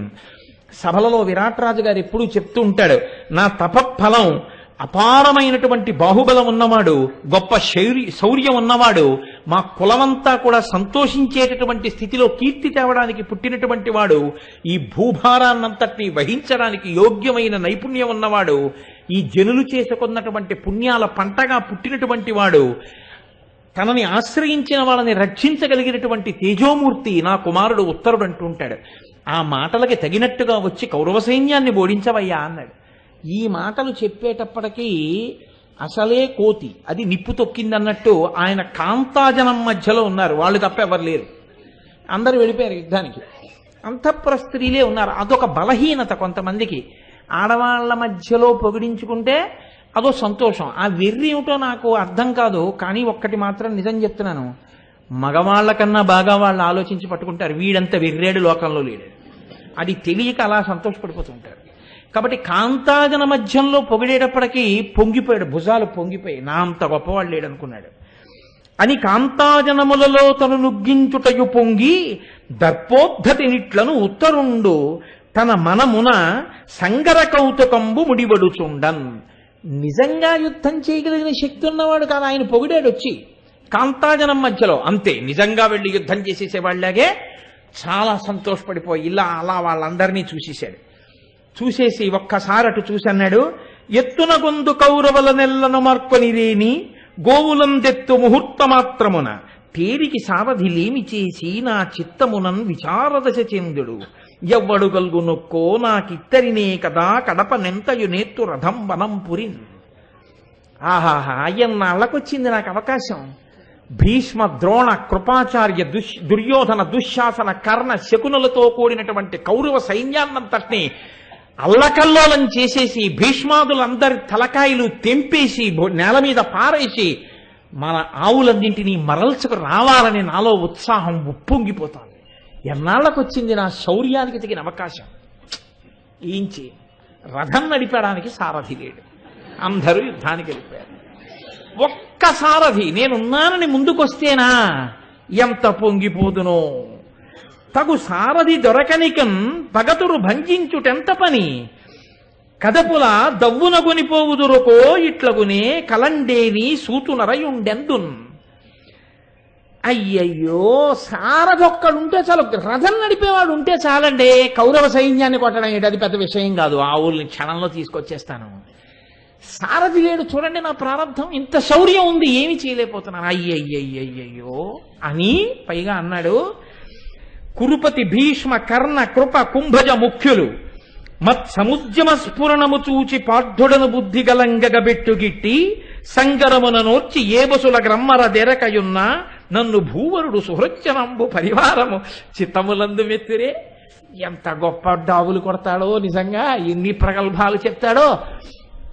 నేను వెళ్ళి 2 చేతులతో ధనస్సులో బాణాలు సంధించి కొన్ని వేల బాణాలు విడిచిపెట్టేస్తుంటే భీష్మ ద్రోణాదులు యుద్ధం చెయ్యడం తెలియక తత్తరపడిపోయి, అమ్మో పార్థుడే అనుకున్నాం, పార్థుడొచ్చాడా అని కళ్ళు విప్పి చూసి కళ్ళు నులుముకుని ఆశ్చర్యపోయేటట్టుగా కౌరవ సైన్యాన్ని చీకాకు పరిచి ఆవులు తేనా, భీష్మద్రోణాదులే తెల్లబోయేటట్టు యుద్ధం చెయ్యనా, నా ప్రారంభం కదా సారథి లేడు అనుకున్నాడు. అనుకునేసరికి అక్కడే ఉంది ఒక ఆవిడికి 2 గలిగాయిట విని. ఎవరు? విని ద్రుపద ధరణిపతి నందన సామర్షాపహాస తరళ హృదయై చని తదృత్తాంతము మెత్తని పలుకుల చెప్పే ఇంద్రతనయుని తోడం. అక్కడే తిరుగుతోంది ద్రౌపదీదేవి. ఆవిడ విని వీడి అసాధ్యం, ఎన్ని డాబులు పలుకుతున్నాడు రా, వీడు పార్థుడు అనుకుంటారా కౌరవులు వీడి యుద్ధం చూసి? ఆ పోల్చుకోవడానికి కూడా ఒక హద్దు పద్దు ఉండద్దు అని ఎవరికి చెప్పాలో వాళ్ళకి చెప్పాలనుకుంది. కానీ ఆవిడికిట 2 అభిప్రాయాలు కలిగేట. ఒకటి, విని ద్రుపద ధరణిపతి నందన, ద్రుపద ధరణిపతి నందన అంటే ద్రుపదని యొక్క కూతురు అయిన ద్రౌపది, సామర్షాపహాస తరళ హృదయై, అమర్షము అపహాసము అంటే ఆమెకి కోపము కలిగింది, ఎగతాళి భావన కలిగింది. పోల్చుకోవడానికి కూడా హద్దు పద్దు ఉండద్దు. అర్జునుడితోట పోల్చుకోవడం అది కోపకారణమైంది. ఎగతాళిందుకు? నీ బతుకు అర్జునుడా పోలిక? భీష్మద్రోణాదులతో యుద్ధమా? పేరెత్తడానికి నువ్వు సరిపోతావా అసలు? భీష్మ ద్రోణ అన్న 2 పేర్లు చెప్పడానికి నీకు శక్తి చాలదు యుద్ధం విషయంలో. అటువంటిది ఆ పేర్లు ఎత్తడమా నువ్వు? ఇప్పుడు ఆవిడ ఏం చేసిందంటే ఆ కోపము ఎగతాళి మనసులో పెట్టుకుని అక్కడి నుంచి వెళ్ళిపోయి అర్జునుడి దగ్గరికి వెళ్ళింది. వెళ్ళి అర్జునుడితో ఈ మాటలు చెప్పింది. చెప్పేటప్పుడు ఎలా చెప్పిందో తెలుసా? మెత్తని మాటలతో చెప్పింది. ఇది పట్టుకోవాలి మీరు తిక్కన గారి హృదయాన్ని. సాధారణంగా అసహ్యము కోపము కలిగితే వెళ్ళి ఎవరితో చెప్పాలో వాళ్ళతో చెప్పేటప్పుడు అసహ్యం కోపం ద్విగుణీకృతమై చెప్తారు మాట ఎందు. వాడి బతుక్కి వాట యుద్ధం చేస్తాట, పైగా నీళ్ళ చేస్తాట, అక్కడికి వెళ్ళి చెప్తున్నాడంటారు. ఆవిడ అలా చెప్పలేదు, మెత్తని మాటలతో చెప్పిందన్నారు తిక్కన గారు. ఇది ఎక్కడి నుంచి వచ్చిందో తెలుసా అండి ఈ తేడా? ఆవిడ కూడా యథాలాపంగానే మాట ఇచ్చేసింది. నీ భర్తని నీ కొడుకుని కాపాడతానన్నాడు. ఆవిడన్న మాట నిజమైంది. నిన్నటి రోజున అక్కడ విరాట్ రాజు పడిపోవలసినటువంటి సందర్భంలో కాపాడాడు ధర్మరాజు గారు. ఇప్పుడు ఉత్తర కుమారుడు పడిపోవలసిన సందర్భం వచ్చింది. ఆయన తెలియక ఇంకోడెవడో సారథి దొరికాడు అనుకోండి, వెళ్ళిపోయాడు అనుకోండి, యుద్ధానికి అయిపోయాడే. కానీ వెళ్లకుండా అర్జునుడు సారథ్యం వహించడానికి అవకాశం వచ్చింది. ఎందుకు వచ్చింది అంటే అర్జునుడు ఎక్కడో ఉన్నాడు, పేడివాడు కాబట్టి ఆయన అసలు బయటికి రాడు, ఎక్కడో లోపల ఉన్నాడు. ఆయన దగ్గరికి వెళ్ళి ఈవిడ చెప్పింది ఈ మాట. చెప్పబట్టి ఇప్పుడు అర్జునుడు చెప్తున్నాడు, నేను వెడతాను సారథి కానని. ఆయన ఎందుకు చెప్పాలి అంటే ఉత్తరుడికి సారథ్యం చేయడం ఆయన కోరిక కాదు. ఆయన ఎందుకు ఎడతాడో తెలుసా అండి? ఆవులు తీసుకెళ్ళిపోతున్నారు కాబట్టి తన అంతఃపురంలో కూర్చోకూడదు, వెళ్ళిపోవాలి. అంటే ధర్మమునకు కట్టుబడతారు. మరి ఒక్కడు వెళ్ళి ఏమంటే ఇందాక అయితే వాళ్ళంత యుద్ధం చేయలేదు కాబట్టి దొరకలేదన్నారు, మరి ఒక్క అర్జునుడు వెళ్ళి యుద్ధం చేస్తే వాళ్ళు పట్టుకోరా? అందులో భీష్మద్రోణాదులు పసిగట్టేయరా? మరి అర్జునుడు ఎలా సిద్ధపడ్డాడు? ఒకటే కారణం నేను మీకు చెప్పాను, అయిపోయింది అజ్ఞాతవాసం. అర్జునుడికి ఆ విషయం తెలియకుండా ఉంటుందా? తెలుసు. అందుకనే ఆయన ఎంత ధైర్యంగా మాట్లాడాడంటే, మెత్తని మాటలతో ద్రౌపది మాట్లాడిందంటే ఈశ్వరానుగ్రహం ఆవిడ మాట నిజమయ్యేటట్టు సుదేష్ణ గుండెలు బాదుకుని ఏడవకుండా ఉండే స్థితిని ఈశ్వరానుగ్రహం ద్రౌపదీదేవి నోటి వెంట ఆనాడు కాకతాళీయంగా ఇచ్చిన మాట రూపంలోనే నిజం చేసి సుదేష్ణకి విరాట్ రాజుకి పుత్రభిక్ష పెట్టబోతోంది. అందుకని ఆవిడ మెత్తగా మాట్లాడింది. అర్జునుడు అన్నాడు, నువ్వు ఒక పని చేయి. అక్కడ చిన్న హాస్యం జోడించాడు. నేను అర్జునుడినే నీ చెప్పేసి ఇయ్యచ్చు, తప్పేం లేదు, ఎందుకంటే అజ్ఞాతవాసం అయిపోయింది. కానీ ఆయన అలా చెప్పలేదు. చెప్పకుండా అన్నాడు, ఖాండవవన దహనం చేసినప్పుడు అర్జునుడికి రథసారథ్యం ఈ బృహన్నలే చేశాడు, చాలా బాగా సారథ్యం చేస్తాడని చెప్పు, ఎలాగైనా నన్ను రథసారథిగా పెట్టుకుని వెళ్ళేటట్టు చెయ్యి, ఆ తర్వాత పరిస్థితి నేను చూస్తాను అన్నాడు. అంటే ఆవిడంది అమ్మో అంది, ఒక్కడే వెడితే అంటే ఆయన అన్నాడు, మన అజ్ఞాతవాసం అయిపోయింది, లెక్క కట్టి చూడు పూర్తయిపోయింది అజ్ఞాతవాసం, అధిక మాసాలతో కలిపి పూర్తయిపోయింది, కాబట్టి ఇంకా భయం లేదు, బయటపడిపోవచ్చు, ఆవుల్ని రక్షించాలి, కాబట్టి నేను వెడతాను, నువ్వు ఈ రూపంలోనే నేను సారథిగా ఉండేటట్టుగా ఉత్తర కుమారుడి చేత అంగీకరింపజేయమన్నాడు. ఇందులో ఇంకొక ధర్మ సూక్ష్మం.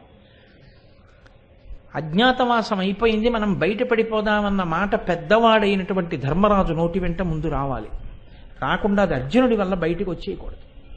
కాబట్టి అది ధర్మరాజు నోటి వెంట వచ్చిన తర్వాత జరగవలసిన విషయాన్ని ధర్మరాజు గారు నిర్ణయం చేయాలి. బహుశः అది కూడా ఒక కారణం కావచ్చు. అందుకే అర్జునుడు పేడి రూపంతోనే ఉన్నాడు, ఇంకా ఉండి ఈ కబురు పంపించాడు. ఇప్పుడు ద్రౌపదీదేవి వెళ్ళి ఉత్తర కుమారుడి ముందు నిలబడి నేను నీతో ఒక మాట చెప్తానయ్యా అని మొట్టమొదట తిన్నగా వెళ్ళి ఉత్తర కుమారుడితో చెప్తే ఏమంటాడో, అంగీకరిస్తాడు అంగీకరించకపోతాడు తెలియని వాడని ఉత్తరతో చెప్పింది. ఎందుకంటే ఉత్తర కుమారుడి చెల్లెలు ఉత్తర, పైగా తిన్నగా వెళ్ళి ద్రౌపది రాజకుమారుడితో మాట్లాడడం అంత అందంగా ఉండదు, కాబట్టి ఆడపిల్ల కాబట్టి ఉత్తరని పిలిచి చెప్పింది. ఆమె జనపతి నందనుండు తగు సారథి నారయుచున్నవాడిరింగిన పని చెప్పగావలయు క్రీడి మనంబున మెచ్చునట్టి నేర్పును భుజశక్తియున్ కలిగి రూఢికి నెక్కిన సూతవృత్తిమైనని సడిసన్న ఏట్టెర బృహన్నలకున్ కలదంబుజానన.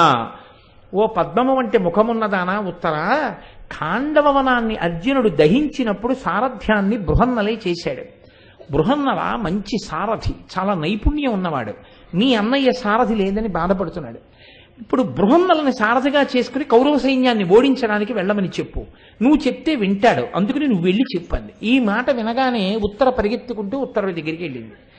వెళ్ళి అన్నయ్య బృహన్నల చాలా బాగా సారథ్యం చేస్తాట, అందుకని బృహన్నలని సారథిగా పెట్టుకుని నువ్వు బయలుదేరన్నయ్యా అంది.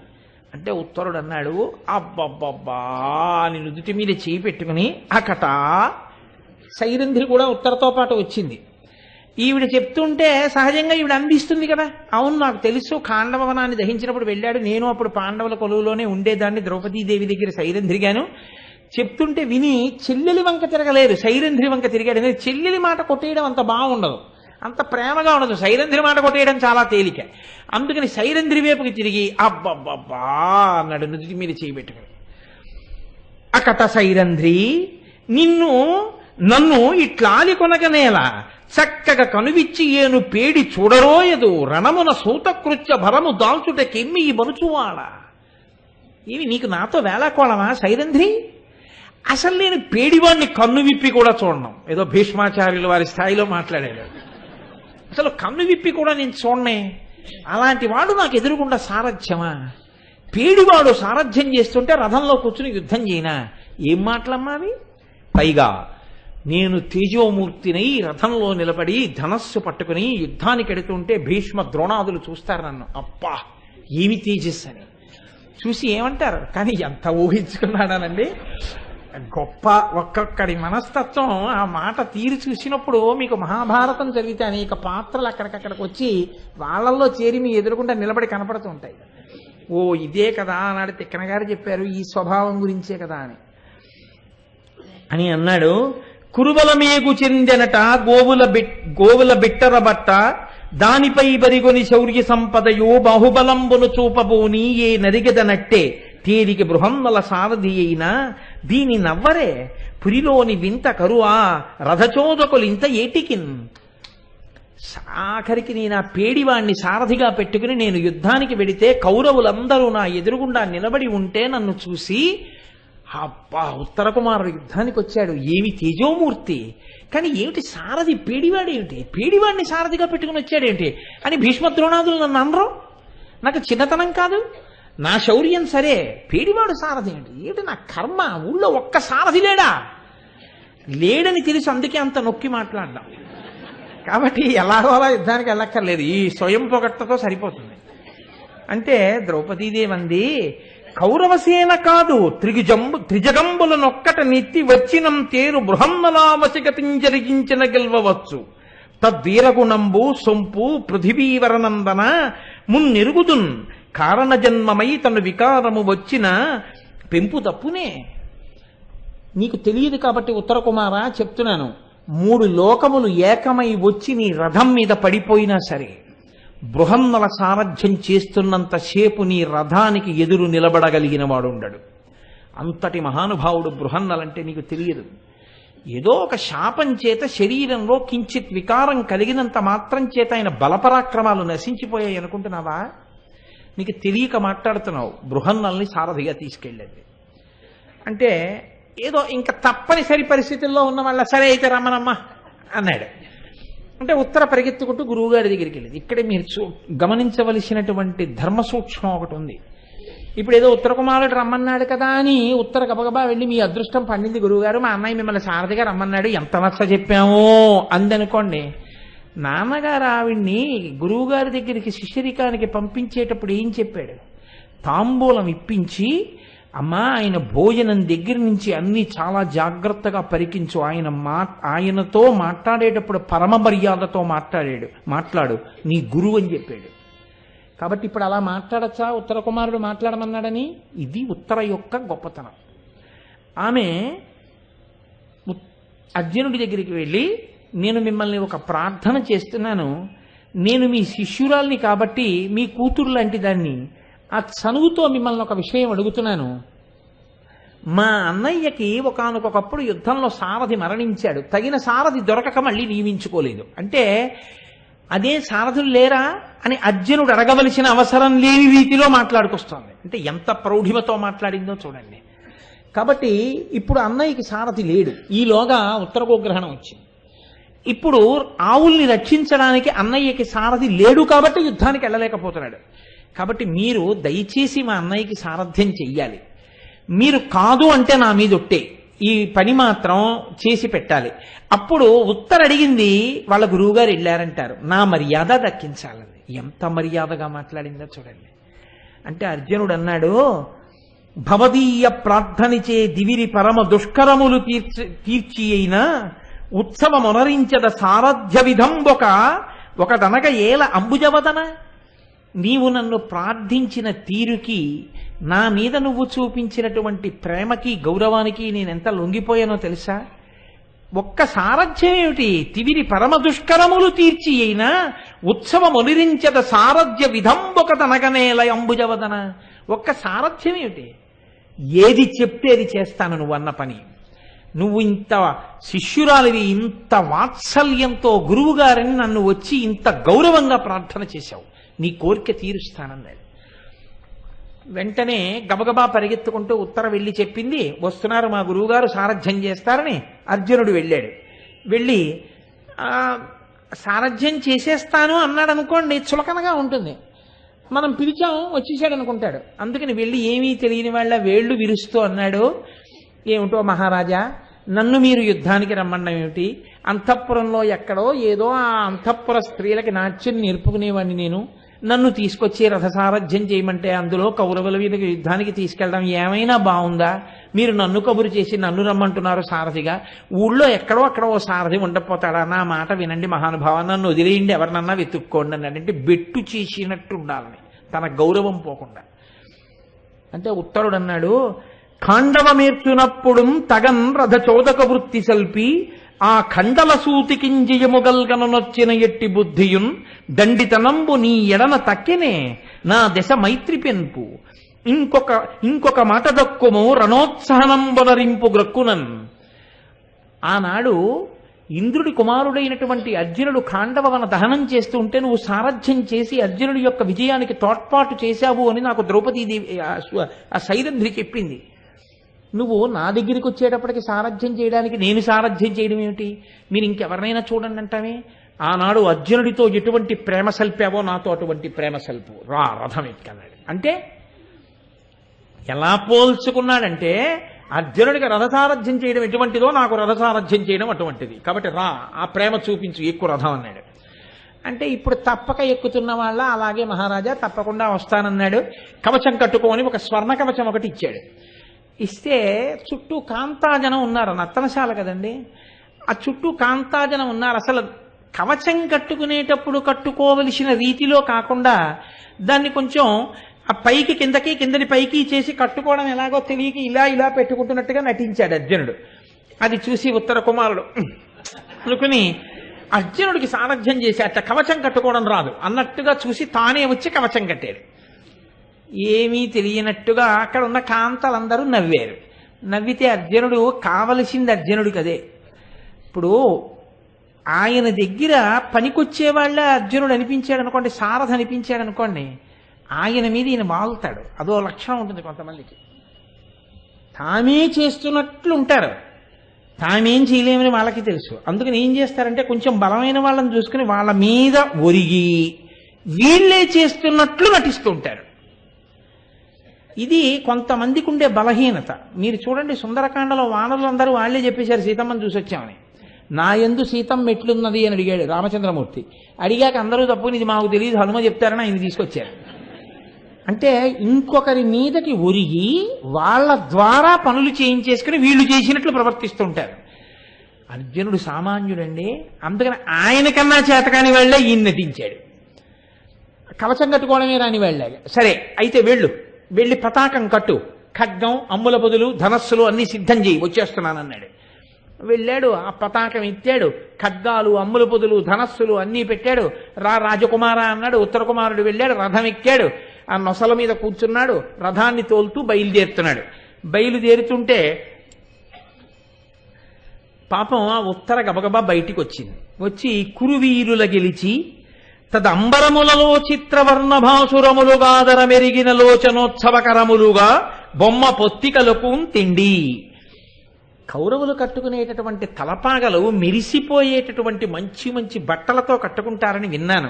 అన్నయ్య నువ్వు ఎలాగో భీష్మద్రోణాది వీరులందరినీ పడగొట్టేస్తావు కాబట్టి పడగొట్టేసిన తర్వాత వాళ్ళ యొక్క ఆ తలపాగల మీద ఉన్నటువంటి ఆ కుచ్చులు కోసి పట్టకరావా అన్నయ్య, బొమ్మ పొత్తికలు కట్టుకుంటానని. వాళ్ళనే పడగొట్టేస్తాను, బొమ్మ పొత్తికలు తేవడం పెద్ద విషయం ఏమిటమ్మా, అలాగే తెస్తానన్నాడు. రథం ఎక్కేశాడు. అలాగే తెస్తాట మీ అన్నయ్య, నువ్వేం బెంగ పెట్టుకోకన్నాడు అర్జునుడు. పాప ఆ ఊళ్ళో ఉన్న ఆడవాళ్ళందరూ వచ్చారు, నీరాజనాలు ఎత్తారు. అన్నాళ్ళ నుంచి వింటున్నాం విరాటరాజు చెప్తుంటే.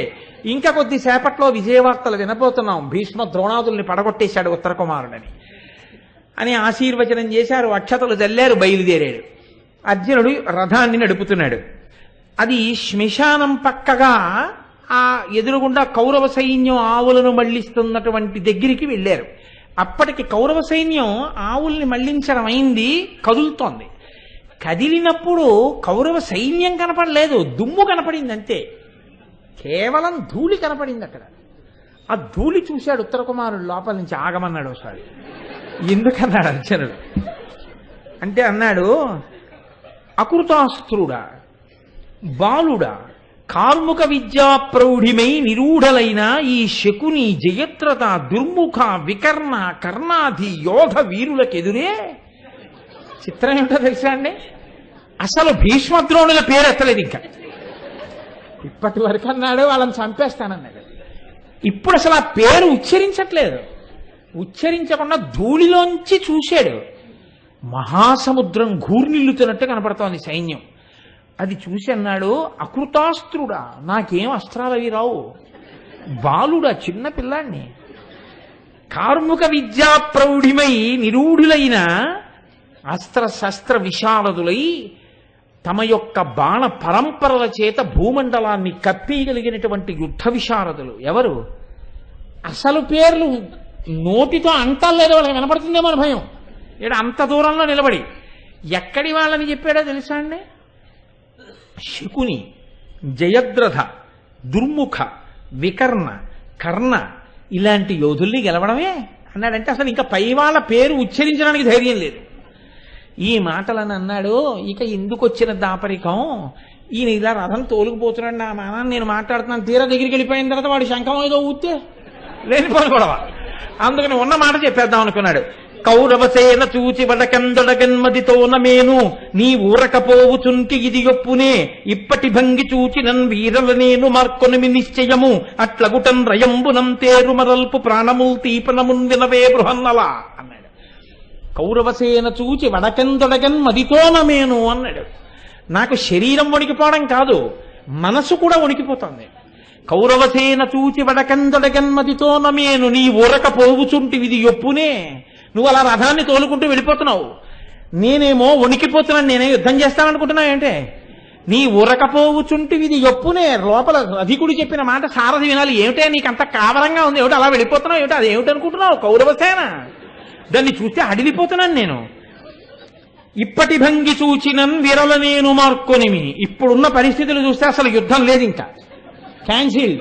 అసలు వాళ్ళని చూస్తేనే భయంగా ఉంది, వణికిపోతున్నాను. తేరు మరల్పు, తిప్పే రథం వెళ్ళిపోదాం ఇంటికి. ప్రాణములు తీపనమున్ వినవే బృహన్నలా. ఎవరికైనా ప్రాణాలు తీపేయా? ఎవడి ప్రాణాలు వాడు రక్షించుకోవాలి, అంతకన్నా పెద్ద ధర్మం లేదు. పద వెళ్ళిపోదాం ఇంటికి. ఆపు రథం, ఏమిటి అలా ముందుకు పోతున్నావు, తిప్పే వెనక్కి అన్నాడు. అంటే అర్జునుడు అన్నాడు వెనక్కి తిరిగి, రథమ్మానా రథం వెళ్ళిపోతోంది. ఆయన అన్నాడు వెనక్కి తిరిగి, అసదృశలీల బొల్చురధికావలి మీద జనంగ విర్రినే ముసలక యామిషంబుకొని మార్గము పట్టిన తుచ్చ సైన్యమున్ వెసజని ముట్టి గోధనము వేగమరల్తముగాక ఇన్నెయిం పశులటు పోవగా మరలబాడియ నీకు నరేంద్రనందన. అయ్యయ్యో ఉత్తర కుమార, ఇలాంటి మాటలు ఎవరైనా అంటారా లోకంలో? కట్టుకున్నటువంటి బంగారు కవచం పిట్లిపోయి ముక్కలైపోయి బాణాలు శరీరంలో గుచ్చుకుపోయి నెత్తురు ఓడిపోతున్నా ధనస్సు విడిచిపెట్టకుండా బాణములు విడిచిపెట్టినటువంటి వాణ్ణి యోధాన యోధుడు అని లోకం కీర్తిస్తుంది. పోన్లేవయ్యా, కౌరవ సైన్యంతో యుద్ధం చేయకపోతే మానేయి. అదిగో కౌరవ సైన్యంలో అతి అల్పులైనటువంటి తుచ్చ సైన్యం, చిన్ని చిన్ని సైనికులు, వాళ్ళు ఆవులు తోలుకుపోతున్నారు. వాళ్ళ మీద రెండు బాణాలు, ఆవులు తోలుకుని వెళ్ళిపోదాం. నువ్వు కౌరవ సైన్యం జోలికి వెళ్ళద్దు, వాళ్ళ జోలు వద్దు మనకి. వాళ్ళ మీద వెయ్యి, ఆవులు తోలుకుపోదాం.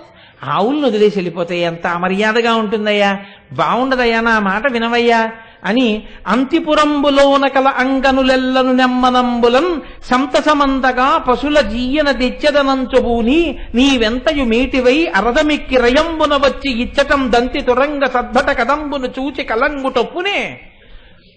అక్కడేమో అంతఃపురంలో బయలుదేరేటప్పుడు ఆడవాళ్ళందరినీ చూసి భీష్ముడిని చంపేస్తాను, ద్రోణుడిని చంపేస్తాను, తలపాగలు కోసేస్తాను, బొమ్మపత్తికలు తెచ్చేస్తాను, ఆవుల్ని మరలి చేస్తాను, నన్ను చూస్తే పడిపోతారు, ఈ సారదేమిటి పేడివాడు, ఇన్ని మాటలు చెప్పావా? ఇక్కడికి వచ్చి ఇంకా అసలు నువ్వు ఎవరెవరో నీకు తెలియదా? నువ్వు అసలు ఆ రథం ఏమిటో, వాళ్ళ పతాకం ఏమిటో, ఆయన ఎలా ఉంటాడో దగ్గర నుంచి చూసావా? నువ్వు అసలు చూడలేదు. ఆ దూరం నుంచి ధూళి ఎక్కడో ఉంది సైన్యం, అంత సైన్యం ఉంది, ఇక్కడి నుంచి పారిపోదామంటావేంటి? అలా పారిపోతే ఎవరిని చూసి పారిపోయి వచ్చావంటే ఏం చెప్తావు? అసలు నువ్వు దగ్గరికి వెళ్ళింది లేదుగా, ఎవరిని చూడలేదుగా, అదేమిటయా, ఎంత అమర్యాదగా ఉంటుందయ్యా? ఏం చూసి పారిపోయి వచ్చావంటే ఏనుగుల్ని గుర్రాలని అవన్నీ చూశాను, చాలా కనపడ్డాయి, పారిపోయి వచ్చానని చెప్తావా? అప్పుడు నవ్వరయ్యా అంతఃపురంలో వాళ్ళు. మరి ఇన్ని మాటలు చెప్పాడు, ఏనుగుల్ని గుర్రాలని చూసి పారిపోయి వచ్చేసాడు ఏమిటి ఉత్తర కుమారుడు అంటారు. అలా అన్న తర్వాత నీకు మర్యాదగా ఉంటుందా రాజకుమారుడివి? నా మాట నమ్మవయ్యా, వద్దయ్యా, రావయ్యా అని రథం తోలుతున్నాడు. రథం తోలుతుంటే ఉత్తరుడు అన్నాడు, దవ్వుల విరిగిన బౌరులు నవ్వుదురటే మేలు మేలు నను నాగకు నీ క్రొవ్వరుగదేని తలవడు ఎవిరి జనితేని ఎనుచు నెత్తిన భీతిన్. ఏంటన్నావు? నవ్వుతారా? నవ్వితే నవ్వని వాళ్ళ పళ్ళు బయటకు వస్తాయి. నాకే నా ప్రాణాలు నేను రక్షించుకోవద్దు, అయినా చెప్తుంటే ఆపకుండా రథం తీసుకెళ్ళిపోతున్నాయి ముందుకి. అలా వెళ్ళిపోతే కౌరవ సైన్యం దగ్గరికి వెళ్ళిపోతాం. వాడు ఏ శంఖమో ఊదేయడమో ఏ బాణమో వేసేయడమో చేశాడంటే నేను చచ్చిపోతాను. నీకు చేతులు బాగా కొవ్వు పట్టి ఒళ్ళు కొవ్వు పట్టినట్టుంది, నువ్వు ఎలా పోతే నాకే, నువ్వు వెళ్ళిపోతే వెళ్ళిపో రథంలో, నేను ఇందులో ఉండనన్నాడు అని శరములు శరాసనము నా ఎరదముపై దిగ్గ విడిచి అతిరభసమునన్ ధరణికి లంఘించే వెసన్ పురిదశకును లజ్జవీటి బోవంబారెన్. పారిపోవడానికి సిద్ధపడిపోతూ నువ్వు కాని రథాన్ని ఆపి నన్ను మా అమ్మ దగ్గరికి తీసుకుని వెళ్ళిపోయావో నీకు నేను ఎన్ని కానుకలైనా ఇస్తాను. నా మాట వినకుండా నీ ఒళ్ళు చేతులు కొవ్వు పట్టి యుద్ధానికి పోయావో నీ కర్మ పో, నువ్వు వాళ్ళ చేతిలో పడిపోతావు. నేను మాత్రం ఇంకా యుద్ధానికి రానని ఆ కట్టుకున్నటువంటి ఆ బాణతూణీరాలు తీసి రథంలోకి విసిరేశాడు, ఆ ధనస్సు తీసి విసిరేశాడు. వెళ్ళిపోతున్నటువంటి రథంలోంచి కిందకి దూకేసి పురం వైపుకి వెనక్కి తిరిగి పారిపోతున్నాడు. పారిపోతుంటే అప్పుడు చూశాడు అర్జునుడు, అయ్యో దీనికి పారిపోతున్నాడు వెనక్కి అని చెప్పి రథం ఆపాడు. రథం ఆపి ఆయన కూడా రథం దిగి ఆయన వెనకాతల పరిగెడుతున్నాడు. ఆ పరిగెత్తేటప్పుడు చిన్నపిల్లలు చూడండి, ఇలా పరిగెత్తి ఇలా పరిగెత్తి ఇలా పరిగెత్తి దాని చాటుకెళ్ళి దీని చాటుకెళ్ళి తప్పుకుంటారు. అలా ఎక్కడ అర్జునుడు తన్ని పట్టేసుకుని యుద్ధానికి తీసుకెళ్లిపోతాడో దొరకకుండా పరిగెడుతున్నాడు. పరిగెడుతూ చెప్తున్నాడు పైగా ఏమని, నువ్వు నాతోడి ప్రేముడింగడు నాతురయ్య ఎదురు చూచు అంబకు చేత ప్రీతిగజని ఆ యమబొడసూతున్ పోనీ గాదే విశుద్ధ చరిత్ర. మా అమ్మ నా కోసం ఎదురు చూస్తుంటుందయ్యా, నా కొడుకు వస్తాడని చూస్తుందయ్యా, మా అమ్మకి నేను కనపడితే ఎంత పొంగిపోతుందోనయ్యా, మా అమ్మ ఏడిచేట్టు చేయకయ్యా, నన్ను వెళ్ళిపోనివయ్యా, పుణ్యం కట్టుకోవయ్యా, నువ్వు కానీ నన్ను వెళ్ళిపోనిచ్చావా, నీకు ఇంటికి వెళ్ళగానే నాతో పాటు నువ్వు పారిపోయిచ్చేయి, నువ్వు వెళ్ళొద్దు యుద్ధానికి, ఇద్దరం వెళ్ళిపోతాం ఇంటికి, రథం పోతే పోయింది దిక్కు వెళ్ళరా అలా వదిలేయి. 100 బంగారు నాణాలు 8 వైఢూర్యాలు గుర్రాలతో కూడిన ఒక రథం 10 ఏనుగులు ఒక ఊరు నీకు ఇచ్చేస్తాను ఇంటికి వెళ్ళగానే, రా ఇద్దరం పారిపోదాం అన్నాడు. అంటే ఆయన అన్నాడు అర్జునుడు, ఇది ఎక్కడ ప్రారంభమయ్యా, ఇదేం పారిపోవడం అయ్యా, ఇలా పారిపోకూడదు, నా మాట వినన్నాడు. ఈలోగా ఒక గమ్మత్తు ఒకటి, చాలా గొప్ప ఆశ్చర్యకరమైనటువంటి సందర్భం జరిగింది.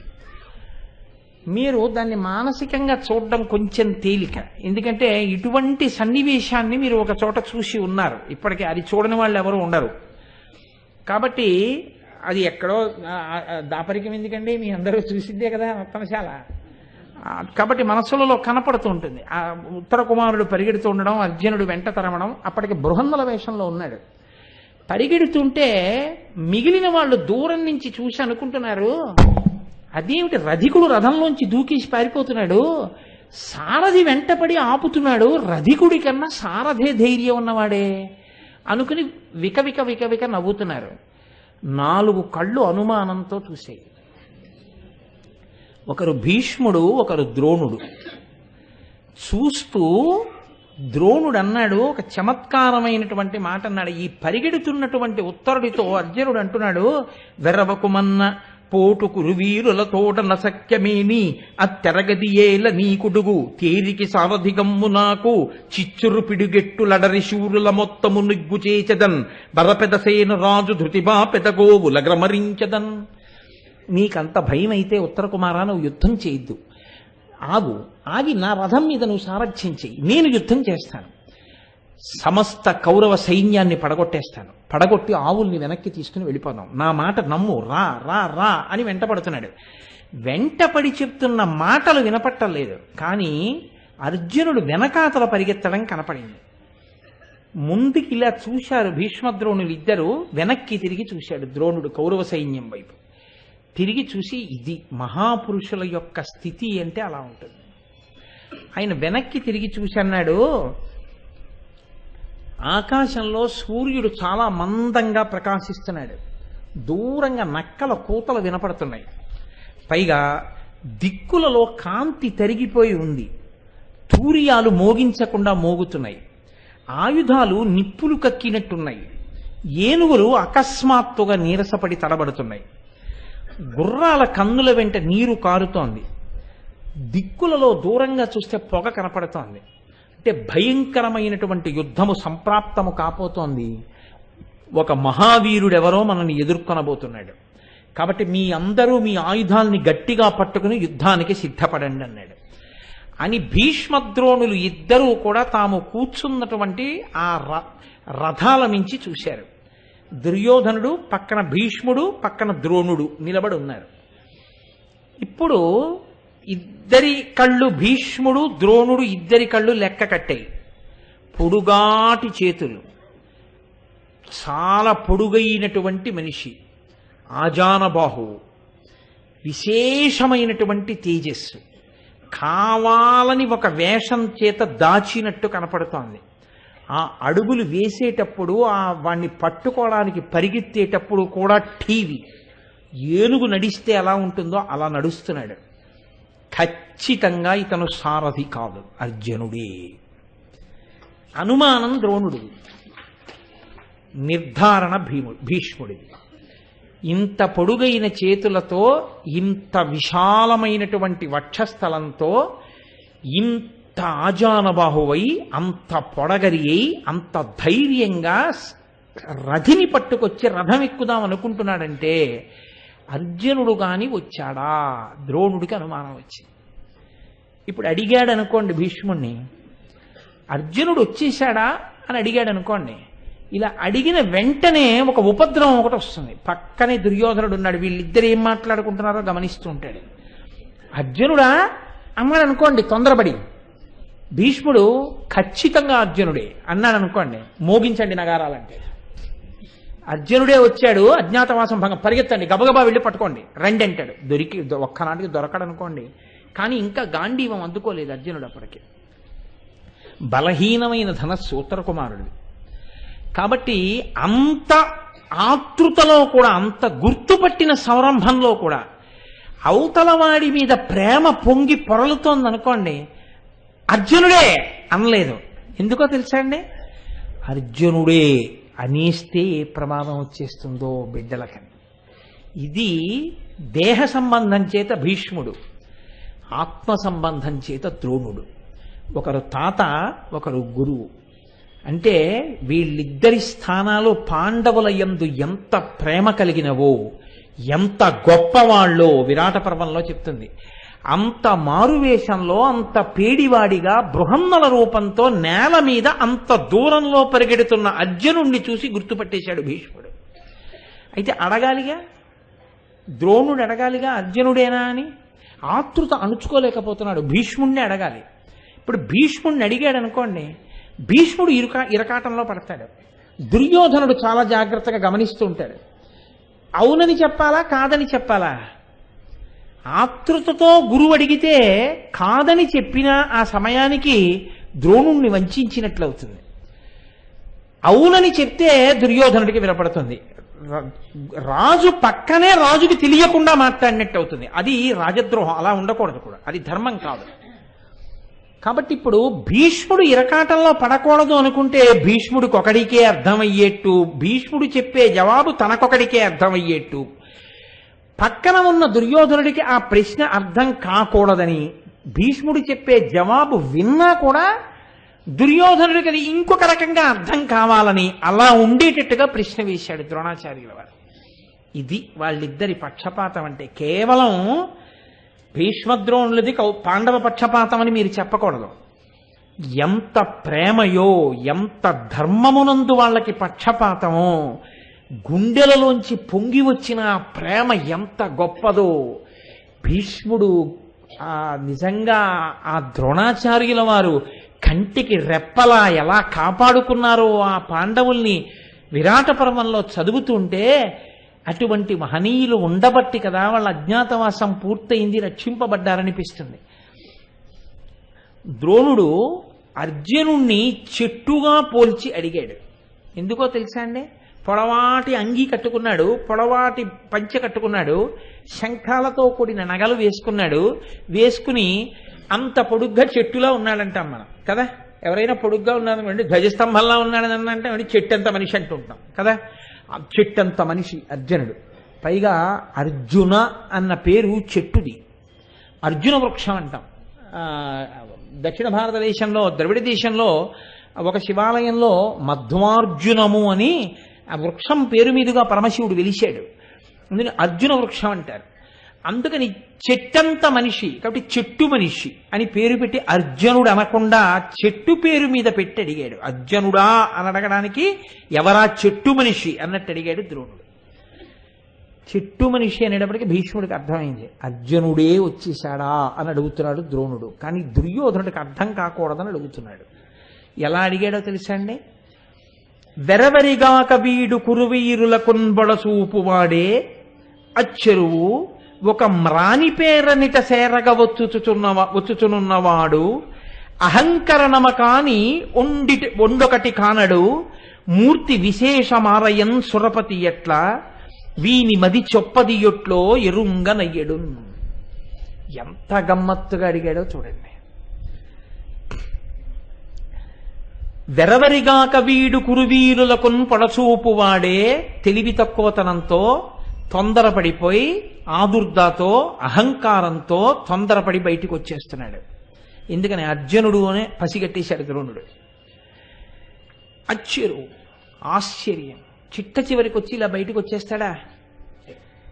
ఒక మ్రాని పేరనిట సేరగా వచ్చుచునున్నవాడు, ఒక చెట్టు పేరు మీద ఒక చెట్టు మనిషి వస్తున్నాడు అన్నాడంటే అర్జున వృక్షం అన్న పేరుతో అర్జునుడు వచ్చేస్తున్నాడు, బయటపడిపోతున్నాడు. అజ్ఞాతవాసం భంగం అయిపోతుంది. బెంగ వెళ్ళగక్కేశాడు భీష్ముడి దగ్గర. ఒక మ్రాని పేరనిట సేరగా వచ్చుతున్నవాడు, ఒక చెట్టు పేరు మీద వాడు వస్తున్నాడు అంటే అర్జున వృక్షం, అర్జునుడు వస్తున్నాడు. అహంకరణమ కాని ఎండొకటి కానడు, అహంకారం తప్ప ఆలోచన లేనిటువంటి బుద్ధిహీనుడు. మూర్తి విశేషమారయన్ సురపతి ఎట్లా, అది చూస్తే తెలిసిపోతోంది దేవేంద్రుడిలా ఉన్నాడు. దేవేంద్రుడు కొడుకు కదండి, ఆత్మావై పుత్రనామాసి, తేజస్సు పసిగట్టాడు గురువు. వీని మది చొప్పదియొట్లో ఎరుంగనయ్యడు. వీడి బుర్రకి ఎలా ఆలోచన వస్తుందో నాకు అర్థం కావట్లేదన్నాడు భీష్ముడి వంక తిరిగి. విన్నాడు దుర్యోధనుడు. ఏమైనా అర్థం అవుతుందా? చెట్టు పేరు మీద మనిషి ఏమిటి, అహంకారంతో వచ్చేస్తున్నాడు, దెబ్బ తింటాడు ఏమనుకుంటున్నాడు, ఇంత బుద్ధి లేనివాడేమిటి, చెట్టు పేరు మీద వాడు వస్తున్నాడు అన్నాడు. అంటే దుర్యోధనుడు ఏమనుకున్నాడంటే ఇంత సైన్యం ఇక్కడ ఉంది కాబట్టి యుద్ధానికి వెర్రాడు, వెళ్ళిపోతున్న రధికుణ్ణి మళ్ళీ తీసుకొచ్చి ఎక్కించి యుద్ధానికి వస్తున్నాడు పాడైపోవడానికి, ఎవడింత తెగువతో వస్తున్నవాడు, ఎవడికంత అహంకారం అంటున్నాడు ద్రోణుడు అనుకున్నాడు. తప్ప అంతరార్థం ఇంకొకటి, లోపల ఇంకొక భావన పెట్టి భీష్ముడిని అడుగుతున్నాడని గుర్తుపట్టలేకపోయాడు. ఇప్పుడు భీష్ముడు దుర్యోధనుడి వంక చూసి జవాబు చెప్పాడు. అడిగింది ఎవరు? ద్రోణుడు. జవాబు ఎవరికి చెప్తున్నాడు? దుర్యోధనుడికి. ఎందుకో తెలుసా అండి? ఇప్పుడు భీష్ముడు ద్రోణుడు వంకే తిరిగి మాట్లాడాడు అనుకోండి, ఏం మాట్లాడుకుంటున్నారు అన్నాడు అనుకోండి, అబద్ధమే చెప్పాలా ప్రకటంగా? అడిగినది ద్రోణుడైనా దుర్యోధనుడికి జవాబు చెప్పాడు అనుకోండి, అంటాడు వెర్రాడు. ఎంత అర్థమైందో అంతే. అసలు అర్థం ఎవరికి అవుతుంది? ద్రోణుడికి అవుతుంది కదా. జవాబు ద్రోణుడికి, చెప్పేది దుర్యోధనుడికి. ఇది భీష్ముడు. ద్రోణుడిది కూడా అనుమానం, భీష్ముడిది సత్యం. పసిగట్టేశాడు. ఇప్పుడు చెప్పండి, మహాభారతంలో అత్యంత కీలక పాత్ర పోషించిన వాడెవరు? భీష్ముడు. ఇంతమంది ఎదురుగుండా ఉన్నా, ఎదురుగుండా పరిగెడుతున్నా అర్జునుణ్ణి చూస్తే పసిగడతానన్న వాళ్ళు అర్జునుణ్ణి పసిగట్టలేకపోయారు. ఒక్క భీష్మ ద్రోణులే కనిపెట్టారు. అందుకు కదండి ఆ పేర్లు అంత ప్రఖ్యాతి వహించాయి. ఇప్పటికీ భీష్ముడండి మహానుభావుడు, సారా ఆయన్ని సంప్రదించండి అంటారు. ద్రోణాచార్యుల వారి లాంటి గురువు అండి వాళ్ళకి అంటారు. అంటే కేవలం చెప్పడం కాదు, అంత ప్రేమ.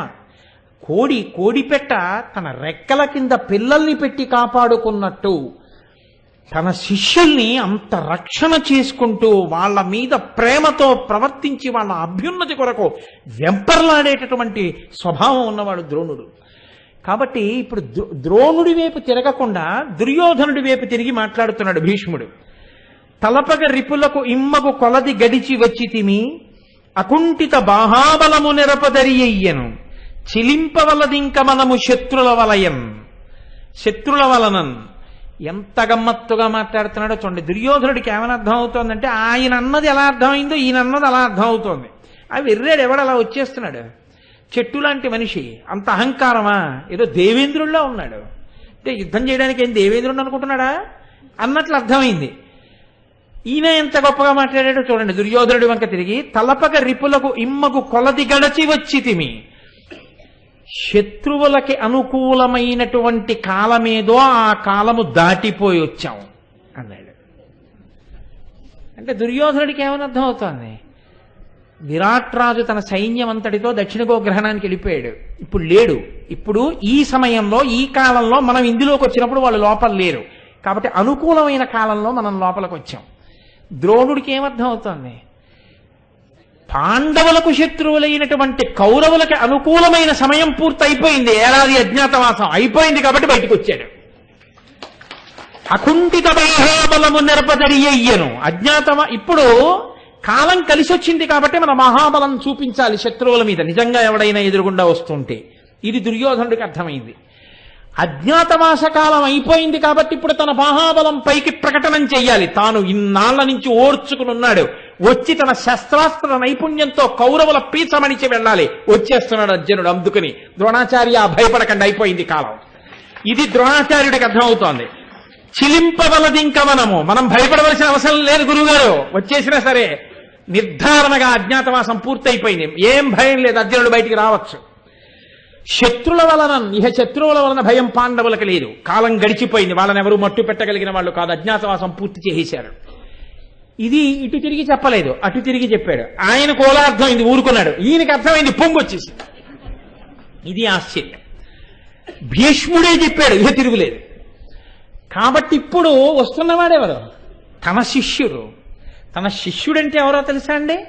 తన దేహము నుంచి పుట్టినటువంటి వాడి కన్నా కూడా పై స్థాయిలో ఉంటాడు శిష్యుడు. అందుకే గురువు గారి శరీరం పడిపోతే గురువు గారి పేరు మీద పిండ ప్రదానం చెయ్యడానికి యోగ్యత ఎవరికి ఉంది అంటే ఒక్క గురువు గారి దగ్గర మంత్రోపదేశం తీసుకున్న శిష్యులకు మాత్రమే ఉంటుంది. శిష్యుడు తనూభవుడితో సమానం. తనూభవుడి కన్నా ఎక్కువ. ఆయన శరీరంకి పుట్టినటువంటి కొడుకు ఎంతటి వాడో అంతకన్నా గొప్పవాడు శిష్యుడు. అందుకే శిష్యుల వలన గురువు గారికి మర్యాద వస్తుంది. శిష్యుల వలన గురువు గారి కీర్తి పొందుతాడు. తన కొడుకు గురించి చెప్పిన కన్నా తన శిష్యుడి గురించి లోకం గొప్పగా చెప్పుకుంటుంటే మురిసిపోయి సంతోషించి నా శిష్యుడికి ఏవి దృష్టిదోషం కలగకూడదని గురువుగారు ప్రార్థన చేస్తాడు ఈశ్వరుణ్ణి. అది గురు శిష్య సంబంధం అంటే. సనాతన ధర్మంలో గురువు అంటే అంత ప్రేమ కలిగినటువంటి వాడు. కాబట్టి ఇప్పుడు ద్రోణుడు ఇంకా లోపల ఆనందం పట్టలేకపోయాడు. అయితే అజ్ఞాతవాస కాలం దాటిపోయింది, వచ్చేస్తున్నాడు నా శిష్యుడు. ఇక నా శిష్యుడు వచ్చి నా కళ్ళ జుట్టు నిలబడతాడు. ఎవరు నా శిష్యుడి ముందు నిలబడగలిగిన వాడు?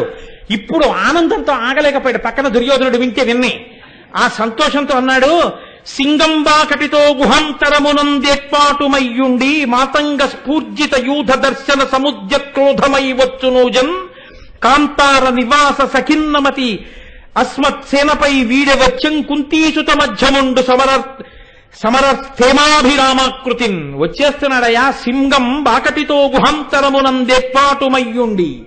చాలా కాలం ఆకలితో బయటికి రాకుండా గుహలో ఉండిపోయినటువంటి సింహం మంచి ఆకలితో గుహ బయటికి వచ్చేటప్పటికి ఏనుగుల మంద కనపడితే ఎలా వచ్చి మీద పడిపోతుందో అలా పడిపోవడానికి సిద్ధంగా నా శిష్యుడు కుంతీసుత మధ్యముండు, కుంతీదేవి కుమారులలో మధ్యవాడు ధర్మజ, భీమ, అర్జున, నకుల, సహదేవులు. కాబట్టి కుంతీదేవి తన పుత్రులుగానే భావిస్తుంది. కాబట్టి ఇటు ఇద్దరు అటు ఇద్దరు తీస్తే మధ్యలో పుట్టినటువంటి వాడు నా శిష్యుడు అర్జునుడు వచ్చేస్తున్నాడు. ఆయన వచ్చేస్తే రథం మీద ఈ ఏనుగుల ముందు సింహం లాంటి వాడివి నిలబడతాయా? పారిపోతాయి వెనక్కి. అదిగో వచ్చేస్తున్నాడు. వీడే వచ్చన్ కుంతీసుత మధ్యముండు సమరస్తేమాభిరామాకృతిన్. అభిరామాకృతి యుద్ధాన్ని చూసేటప్పటికి పొంగిపోయి ఎలా కొడతాడో చూడండి, ఎలా వేస్తాడో చూడండి బాణాలు, తుత్తునీలై పారిపోతారు వీళ్ళందరూ అన్నాడు. తెల్లబోయారు అందరూ. అన్నన్నన్న ఇదే ఆయన పక్షపాతం. అర్జునుడు వస్తున్నాడని ఇంకా భీష్ముడు ప్రకటనంగా అనలేదండి. అయిపోయింది అజ్ఞాతవాసం, భయం లేదన్నాడంతే. బయట పడిపోయాడు ద్రోణుడు. అంటే ఎంత గురుభక్తి, ఎంత శిష్య వాత్సల్యమో, ఇంకా ఎంత వెంపర్లాడిపోయాడో అర్జునుడు కనపడాలని. అందుకు కదండి గురువు వెంపర్లాడితే ఏముందండి, శిష్యుడు కూడా అటువంటి యోగ్యత ఉన్నవాడు కావద్దు. అందుకే ఆయన కూడా రథంలో వస్తాడు అర్జునుడు విందురుగాని. గాంధీవం పట్టుకొని వచ్చి ఇలా చూస్తాడు. ఎవరెవరో చెప్పనా అని అడుగుతాడు ఉత్తర కుమారుణ్ణి. చెప్పండి అంటాడు. మొదట చెప్పేది కాంచనమయ వేదికా కనత్యేతనోజ్వల విభ్రమము వాడు కలశజుండు అంటాడు. నా గురువు అడిగో కలశజుడు, మహానుభావుడు ఆయన, ద్రోణాచార్యుడు. నమస్కార బాణం వేశాడు. గురువు గారిని చూస్తే శిష్యుడు, శిష్యుణ్ణి చూస్తే గురువు, చంద్రుణ్ణి చూసి సముద్రం, సముద్రాన్ని చూసి చంద్రుడు ఉప్పొంగిపోయినట్లు ఉప్పొంగుతారట హృదయాల్లో. అంత సంతోషపడతారట. అంత ఆనందంతో ఒక గురువు గారు మైమరిచిపోయిన స్థితిలో అర్జునుడు రాకముందే అర్జునుడి గురించి ఇంత పద్యం చెప్పి ఇంత సంతోషపడిపోయాక ఇక యుద్ధాన్ని నేను ప్రారంభం చేయించలేను. అలా సంతోషపడిపోయిన గురువు గారిని ఇవాళ రాత్రికి ఉండనివ్వండి. రేపు శిష్యుడు గురువు గారిని సంతోషపెట్టే స్థితిలో ఆ గాంధీవాన్ని దింపి యుద్ధానికి వచ్చే అర్జున దర్శనాన్ని, ఆ వైభవాన్ని మనం రేపటి రోజున ప్రారంభం చేద్దాం.